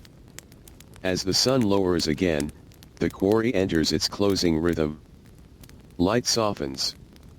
Shadows stretch long across stone. Movement slows naturally without instruction. Final adjustments become almost invisible in scale. Each action small, Each pause longer. Each correction nearly imperceptible. Stone is left once again in resting condition. Not declared finished, but no longer actively changing in visible ways. Holding accumulated work within itself. Tools are set down in familiar order. Not as ending, but as pause in ongoing continuity. A rhythm repeated across countless days. The walk back to the village carries the same soft transition. From shaping stone to leaving it behind. From focused attention to quiet rest. From work to evening stillness. Evening returns gently once again. Firelight. Simple food. Low presence among familiar surroundings. Everything continuing in calm repetition. Stone carvers carry within them the sense that time has no sharp boundaries here. Only flow. One day blending into the next without separation. Sleep arrives slowly again. Breath softening. Body relaxing. Mind fading into quiet continuation. And in the quarry, stone remains under night once more. Not finished. Not separate from time. But part of a continuous shaping that does not end with any single day. And so this part of the story rests here. Still within the slow blending of one day into the next. Still within the quiet flow of work that never truly breaks. Not finished. Only continuing forward into silence. Next, Hidden Life of Egyptian Stone Carvers. Boring History Part 26. The stone that waits for no one. Stone does not wait in the way people understand waiting. It is not impatient. It is not hopeful. It is not aware of delay. It simply remains in place, continuing its existence without concern for time passing around it. Morning returned again over the quarry in its familiar softness. Light spreading across uneven surfaces. Air warming slowly in quiet stages. The village behind already moving into its repeated rhythm. Everything felt continuous. Not new. Not old. Just ongoing. Stone still stood in its partially shaped form. But now it carried a stronger sense of stability than before. Edges more defined. Surfaces more consistent. Overall structure closer to settled balance. Workers walked the same path again without variation. Their movement steady. Their rhythm unchanged. Their attention already inside the work before arrival. There was no moment of transition anymore. Only return. When hands touched stone, the response felt calm and expected. Not surprising. Not unfamiliar. But steady, as if both hand and material had already agreed on how they would interact. Stone carving at this stage is not about creation. It is about maintenance of form. Ensuring that what has already emerged remains stable through continued attention. By mid-morning, the quarry again settled into its familiar rhythm. Sound of tools. Soft movement of dust. Light shifting across stone in slow patterns. Everything continuing without interruption. Stone does not move toward completion quickly. It approaches it through reduction. Less correction. Less resistance. Less need for change. Each day adds something so small it is almost invisible. But over time, these small additions accumulate into visible stability. In the village nearby, midday life continues with the same gentle repetition. Rest. Shade. Simple movement only when needed. The same rhythm shared across all daily existence. Stone carving during this time becomes almost minimal in action. Not inactive, but reduced to only necessary refinement. Nothing extra remains. As afternoon approaches, light once again changes perception across the quarry. Stone surfaces become clearer. Edges more visible. Forms more readable under shifting shadows. This clarity does not alter stone itself. It only reveals how much has already settled into place through repetition. Workers use this clarity for final adjustments, small corrections, subtle smoothing, careful balancing of surfaces that are nearly complete. Stone nearing completion does not feel dramatic. It feels quiet, as if change is no longer required in large measure. Only small refinement remains. Overseers, when present, observe without comment. There is no need for instruction at this stage. Only awareness that form has stabilized through long continuity. As the sun begins to lower again, the quarry enters its closing rhythm. Light softens.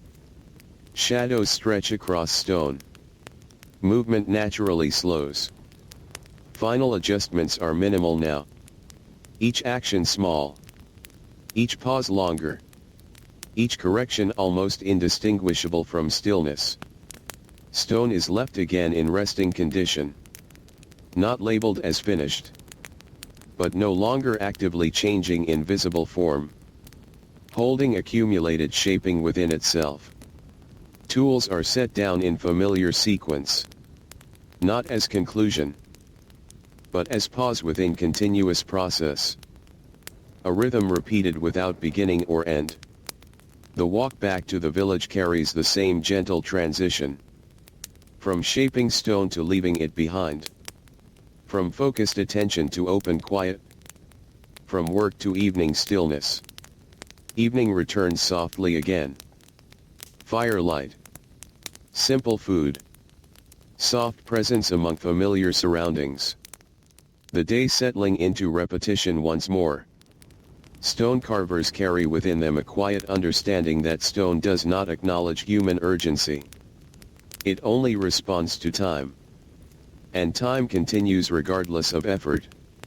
Sleep arrives slowly again. Breathing soft. Body resting. Mind fading into still continuation. And in the quarry, stone remains under night once more. Not waiting. Not remembering. But simply existing in a state shaped by many days that no longer feel separate. And so this part of the story rests here. Still within the quiet truth that stone waits for no one. Still within the slow continuity where time moves without interruption. Not finished. Only continuing forward into silence. Next, Hidden Life of Egyptian Stone Carvers. Boring History Part 27. The work that does not ask to be seen. Stone does not need to be noticed to continue becoming something. It does not ask for attention. It does not require recognition.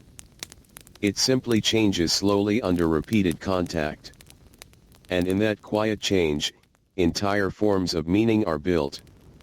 Morning returned again over the quarry in its familiar, unspoken way. Light spreading across stone surfaces. Air warming in gradual steps. The village behind already beginning its steady rhythm of daily life. Nothing felt new in appearance. But everything continued forward in small, almost invisible ways. Stone still rested in its partially completed shape. But now it felt increasingly settled. Not finished. But closer to a state where only small refinements remain possible. Workers arrived again along the same path. Their movement unchanged. Their rhythm steady. Their attention already aligned with the work before arrival. There was no need to think about beginning. Only continuation. When hands met stone, the contact felt familiar beyond awareness. Not learned each day, but carried continuously in the body through repetition over time. Stone carving at this stage is not about transformation. It is about quiet adjustment.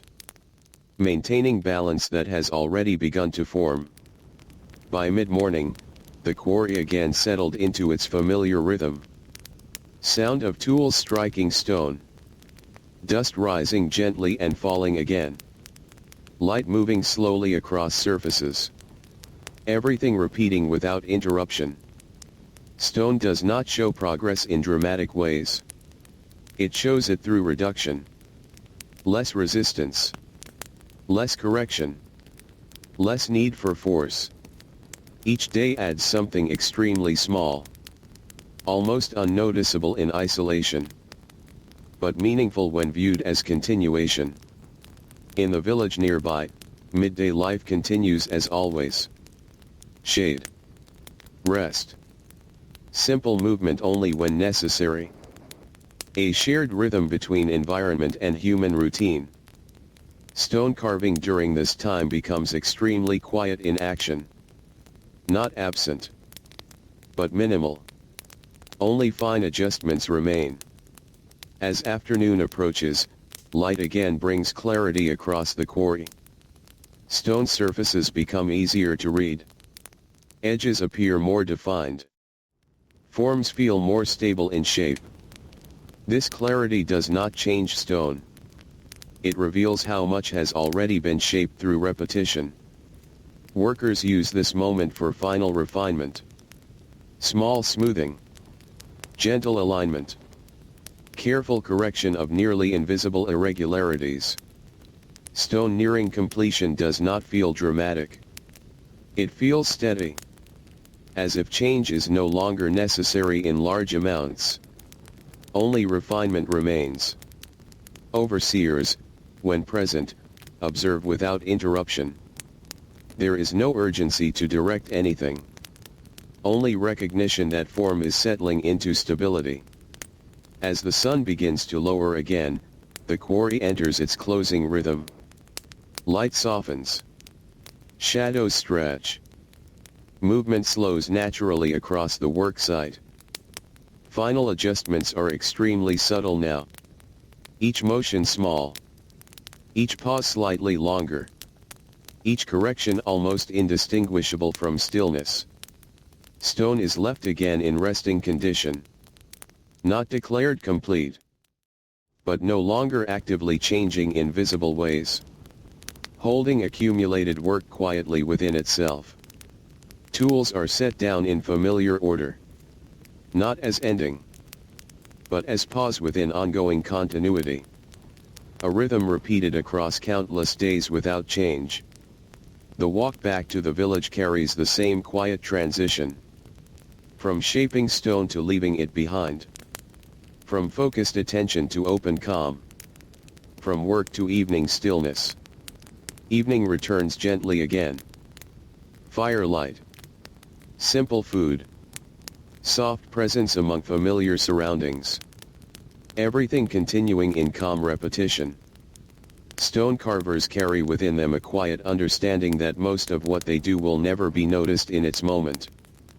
But it will remain in its result. Sleep arrives slowly once more. Breath softening. Body relaxing. Mind dissolving into quiet continuity. And in the quarry, stone remains under night again. Not asking to be seen. Not requiring recognition. But continuing to exist as form shaped by many unseen days. And so this part of the story rests here. Still within the quiet work that does not ask to be seen. Still within the slow shaping that continues whether noticed or not. Not finished. Only continuing forward into silence.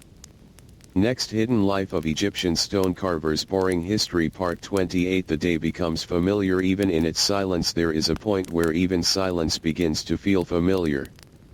Not because it changes, but because you begin to recognize its patterns. The way it sits between sounds. The way it stretches across time. The way it never truly disappears. Morning returned again over the quarry in its slow, patient way. Light moving across stone surfaces. Air warming gently. The village behind already shifting into its steady daily rhythm. Everything felt unchanged. And yet nothing was exactly the same as before. Stone remained in its slowly refined shape. But now it carried a stronger sense of unity. Not finished, but more consistent than the day before. Less uneven, less uncertain, more settled in structure. Workers arrived again along the same familiar path. Their movement unchanged. Their rhythm steady. Their attention already present before they reached the quarry. There was no separation anymore between arriving and beginning.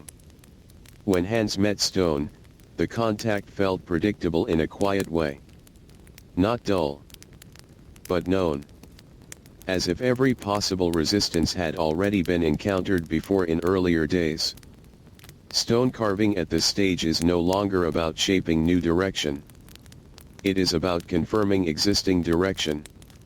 Making sure nothing drifts away from balance already achieved. By mid-morning, the quarry once again settled into its steady flow. Sound of tools. Soft movement of dust. Light shifting across stone in slow progression. Everything repeating without interruption. Stone does not announce its progress. It reveals it through reduction of change. Fewer corrections needed. Smoother responses. Greater stability under contact. Each day adds only small adjustments now.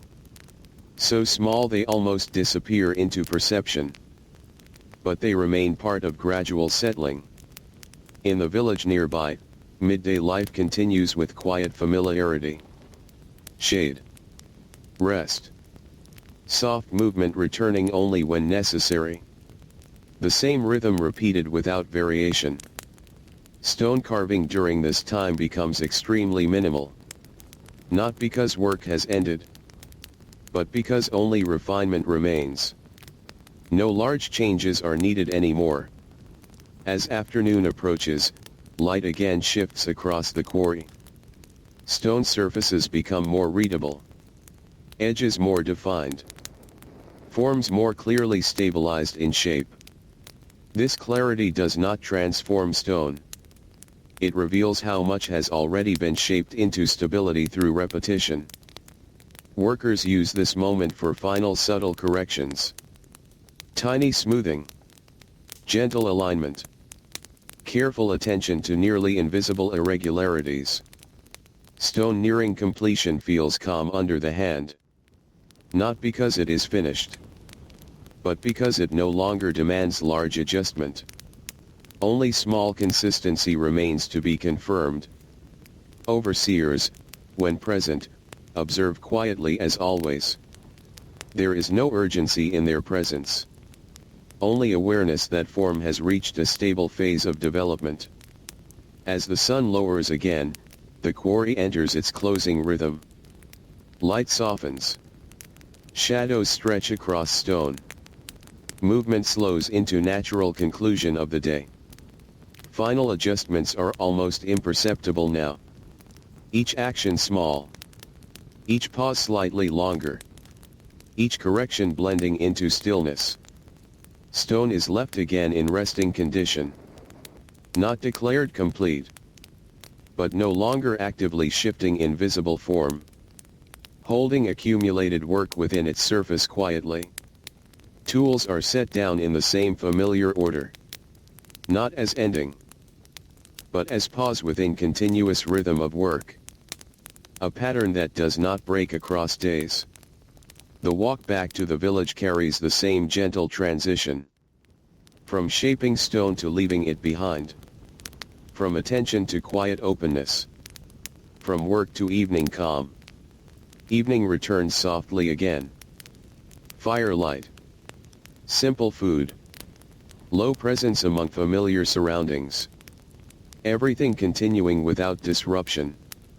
Stone carvers carry within them the sense that even silence becomes part of the work after enough repetition. Not as emptiness, but as structure. Sleep arrives slowly once more. Breath softening. Body resting. Mind fading into quiet continuation. And in the quarry, stone remains under night again. Not changed suddenly. Not complete. But steadily holding form shaped by countless quiet repetitions. And so this part of the story rests here. Still within the familiarity that even silence becomes known over time. Still within the slow rhythm where every day blends gently into the next. Not finished. Only continuing forward into silence.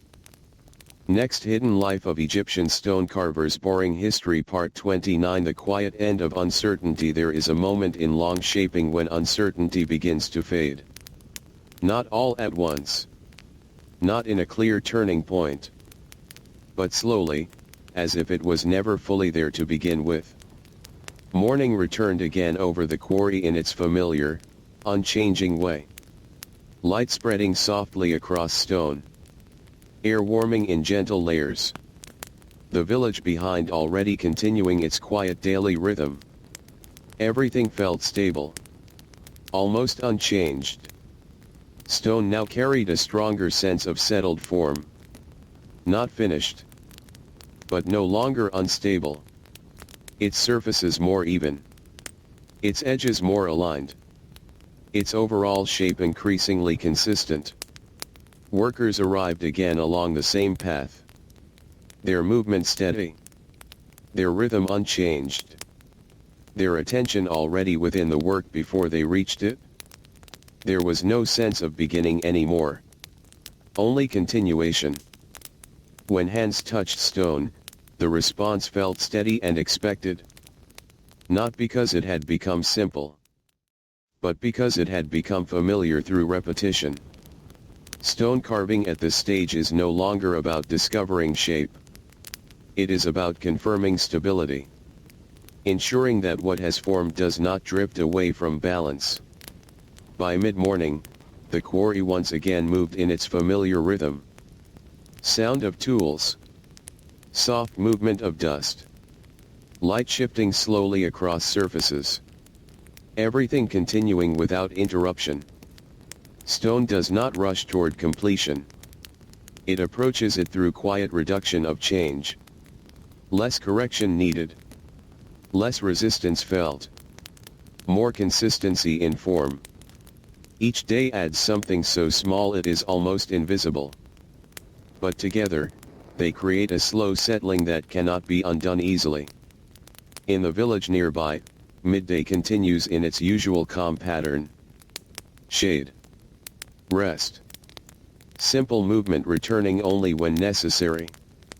A shared rhythm between people and environment. Stone carving during this time becomes extremely minimal in motion. Not inactive, but reduced to essential refinement only. No unnecessary change remains. As afternoon approaches, light again brings clarity across the quarry. Stone surfaces become easier to read. Edges appear more defined. Forms feel more stable in structure. This clarity does not create change. It reveals how much change has already settled into place. Workers use this moment for final subtle adjustments. Small smoothing. Gentle alignment. Careful correction of barely visible irregularities. Stone nearing completion feels steady under touch. Not transformed suddenly, but stabilized through repetition. Less variation. More predictability. Greater calm in response. Overseers, when present, observe without urgency. There is no need to guide strongly anymore. Only awareness that form has reached a stable phase. As the sun begins to lower again, the quarry enters its closing rhythm. Light softens. Shadows stretch. Movement slows naturally across stone surfaces. Final adjustments are extremely subtle now. Each action small. Each pause slightly longer. Each correction blending into near stillness. Stone is left again in resting condition. Not declared complete, but no longer actively changing in visible ways. Holding its accumulated form quietly. Tools are set down in familiar sequence. Not as ending, but as pause within ongoing continuity. a rhythm that continues without interruption across time. The walk back to the village carries the same gentle transition. From shaping stone to leaving it behind. From focus to openness. From work to evening stillness. Evening returns softly again. Firelight. Simple food. Quiet presence among familiar surroundings. Everything continuing in calm repetition. Stone carvers carry within them a quiet understanding that uncertainty has gradually left the work. Not suddenly, but through repetition over many days. Sleep arrives slowly once more. Breath softening. Body resting. Mind fading into quiet continuity. And in the quarry, stone remains under night again. No longer uncertain in shape. Not yet finished. But steadily holding form shaped by countless quiet corrections. And so this part of the story rests here. Still within the quiet end of uncertainty.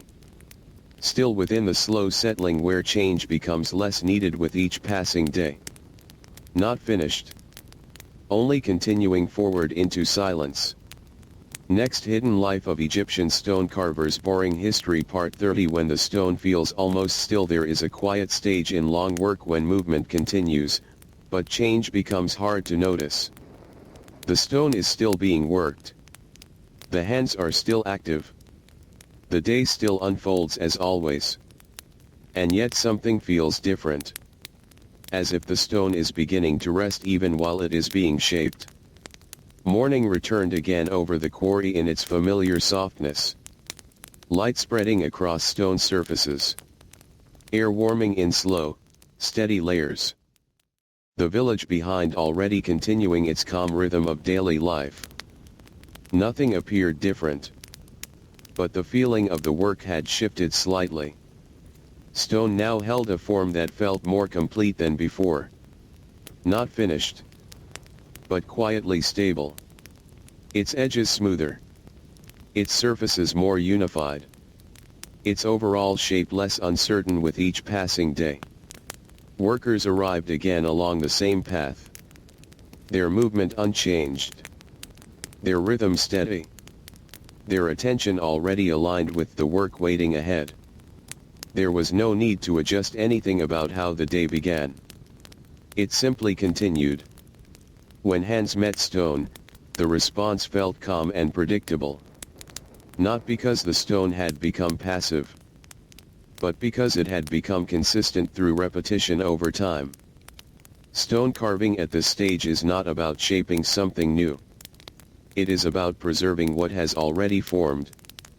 Keeping balance from shifting out of place. By mid-morning, the quarry once again settled into its familiar rhythm. Sound of tools striking stone.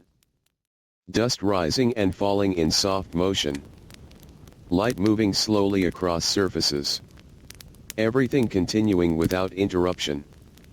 Stone does not show progress in sudden ways. It shows it through gradual reduction of effort needed to change it. Less force. Less correction. Less uncertainty. Each day adds only small refinement now. Almost invisible in isolation. But meaningful when seen as part of long continuation. In the village nearby, midday life continues with its usual quiet pattern. Rest. Shade. Soft movement returning only when necessary. The same rhythm shared between all daily existence. Stone carving during this time becomes extremely minimal. Not because work has ended, but because only fine adjustment remains. Everything large has already passed. As afternoon approaches, light again brings clarity across the quarry. Stone surfaces become more readable. Edges more defined. Forms more clearly stabilized in shape. This clarity does not change stone. It reveals how much has already been settled through many days of attention. Workers use this moment for final refinement. Small smoothing. Gentle alignment. Careful correction of nearly invisible imperfections. Stone nearing completion feels steady under the hand. Not dramatically different, but less resistant than before. More consistent in how it responds. Overseers, when present, observe without urgency. There is no need for instruction anymore. Only quiet recognition that form has stabilized further. As the sun begins to lower again, the quarry enters its closing rhythm. Light softens. Shadows stretch long across stone. Movement slows naturally. Final adjustments are almost imperceptible now. Each action small. Each pause slightly longer. Each correction blending into stillness. Stone is left again in resting condition. Not marked as finished, but no longer actively changing in visible form. Holding accumulated work quietly within itself. Tools are set down in familiar sequence. Not as ending, but as pause within continuous flow of work. A rhythm that continues across days without interruption. The walk back to the village carries the same gentle transition. From shaping stone to leaving it behind. From focus to openness. From work to evening calm. Evening returns softly again. Firelight. Simple food. Low presence among familiar surroundings. Everything continuing in steady repetition. Stone carvers carry within them a quiet sense that the work is nearing stillness. Not completion, but quiet stabilization. A state where change becomes less frequent. Sleep arrives slowly once more. Breath softening. Body resting. Mind fading into quiet continuation. And in the quarry, stone remains under night again. Not finished. Not moving quickly anymore. But resting in a form that feels close to stillness while still becoming. And so this part of the story rests here. Still within the quiet moment when the stone feels almost still. Still within the slow settling where change becomes smaller and quieter with each passing day. Not finished. Only continuing forward into silence.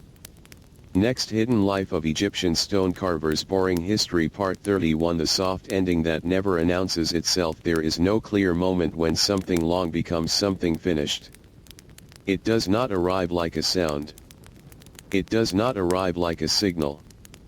It arrives quietly, almost invisibly, when nothing more seems necessary. Morning returned again over the quarry in its familiar way. Light spreading slowly across stone. Air warming in soft, patient layers.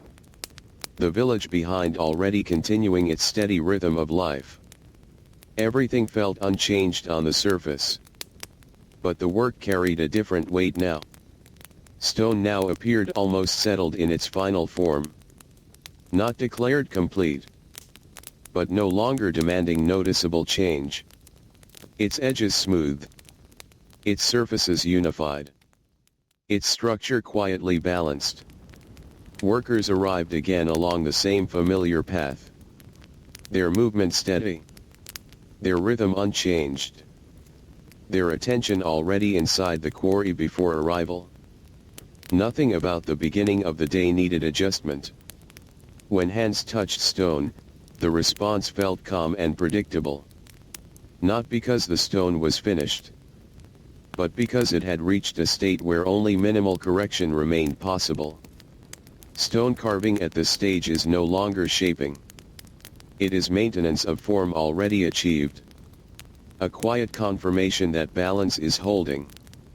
By mid-morning, the quarry once again moved within its familiar rhythm. Sound of tools. Soft drifting of dust. Light shifting slowly across stone surfaces. Everything continuing without interruption. Stone does not announce completion. It simply reduces its need for change until nothing significant remains to adjust. Each day now adds almost nothing visible. Only the smallest refinements. So small they seem to disappear into continuity itself. In the village nearby, midday life continues with its usual calm rhythm. Rest. Shade. Quiet movement returning only when necessary. Everything remains consistent, as it always has. Stone carving during this time becomes extremely quiet in action. Almost like a pause stretched across days. Only fine adjustments remain possible.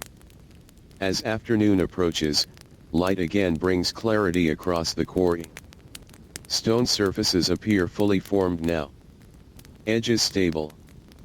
Forms balanced in a way that feels naturally complete. This clarity does not create finality. It reveals that change has slowed into near stillness. Workers use this time only for very small corrections. Barely visible smoothing. Gentle alignment where needed. Careful confirmation of stability. Stone feels steady underhand. Not different in material, but different in behavior. It no longer resists change in unpredictable ways. Overseers, when present, observe quietly without instruction. There is nothing urgent left to direct. Only recognition of settled form. As the sun begins to lower again, the quarry enters its closing rhythm. Light softens. Shadows stretch across stone. Movement slows into natural conclusion of the day. Final adjustments are nearly invisible now. Each motion minimal. Each pause longer than the movement itself. Each correction almost indistinguishable from stillness. Stone is left again in resting condition. Not labeled as finished, but no longer actively changing in any noticeable way. Holding its shape with quiet permanence. Tools are set down in familiar order. Not as ending, but as pause within ongoing continuity. A rhythm that has repeated across countless days without breaking. The walk back to the village carries the same soft transition. From shaping stone to leaving it behind. From focused attention to open calm. From work to evening stillness. Evening returns gently again. Firelight. Simple food. Low presence among familiar surroundings. Everything continuing in steady repetition. Stone carvers carry within them a quiet understanding that nothing here ends sharply. Even completion arrives slowly, almost unnoticed. Like the fading of effort rather than its conclusion. Sleep arrives slowly once more. Breath softening. Body resting. Mind fading into quiet continuation. And in the quarry, stone remains under night again. No longer changing in visible ways. Not declared complete, but resting in a form that no longer asks for adjustment. And so this part of the story rests here.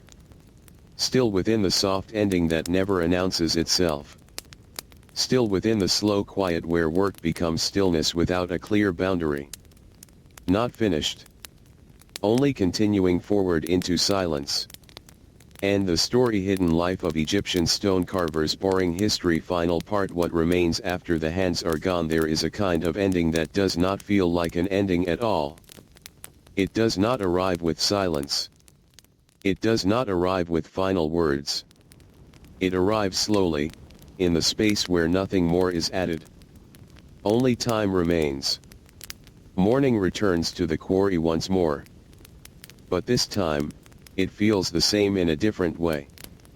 Light still spreads across stone. Air still warms in quiet steps. The village still moves in its familiar rhythm. And yet, something has changed in how it is felt. Not in the world, but in presence. The stone stands where it has been shaped through countless days. Not new. Not changing in visible ways anymore. Not waiting in uncertainty. It simply is. The workers are no longer gathered in the same way. Their hands have done what they came to do across time. What remains is not unfinished work, but completed form that no longer needs their attention. Stone carving, as it was lived day by day, does not end in a single moment. It dissolves slowly. From effort, into routine. From routine, into memory. From memory, into quiet absence of need. The quarry does not feel empty. It feels complete in a way that no longer requires activity. Stone remains. Light remains. Wind remains. But shaping has become unnecessary. What was once daily labor now exists only in the shape of what is left behind. Smooth surfaces. Balanced forms. Structures that will stand longer than the lives that shaped them. There is no sound that marks the final moment. No announcement. Only the quiet understanding that nothing more needs to be changed. In the village, life continues as it always did. Water is carried. Bread is made. People move through days that feel familiar and unbroken. The stonework does not disappear from their world. It becomes part of its background. And the stone itself remains. Long after the hands that touched it have grown still. Long after the footsteps that walked toward it have faded. Long after the daily rhythm that shaped it has moved into history. It does not speak of those who shaped it, but it carries them in its form. In every surface that was smoothed. In every edge that was balanced. In every quiet correction made over time. The work becomes something larger than labor. It becomes presence in the world. Not remembered as story in the moment, but lived as structure that continues beyond memory. And so there is no final ending to witness. Only continuation without the workers who once guided it. Stone remains. Time continues. And the world quietly holds what was once shaped by hands that are no longer there. The quarry does not close. It simply no longer needs the same rhythm. What was once effort becomes stillness. What was once shaping becomes form. What was once daily life becomes something that outlives it. And in that quiet space, everything settles. Not into disappearance, but into lasting presence. This is where the story rests. Not because it is over, but because nothing more needs to be added. The stone continues. The world continues. And the hands that shaped it remain only in what still stands.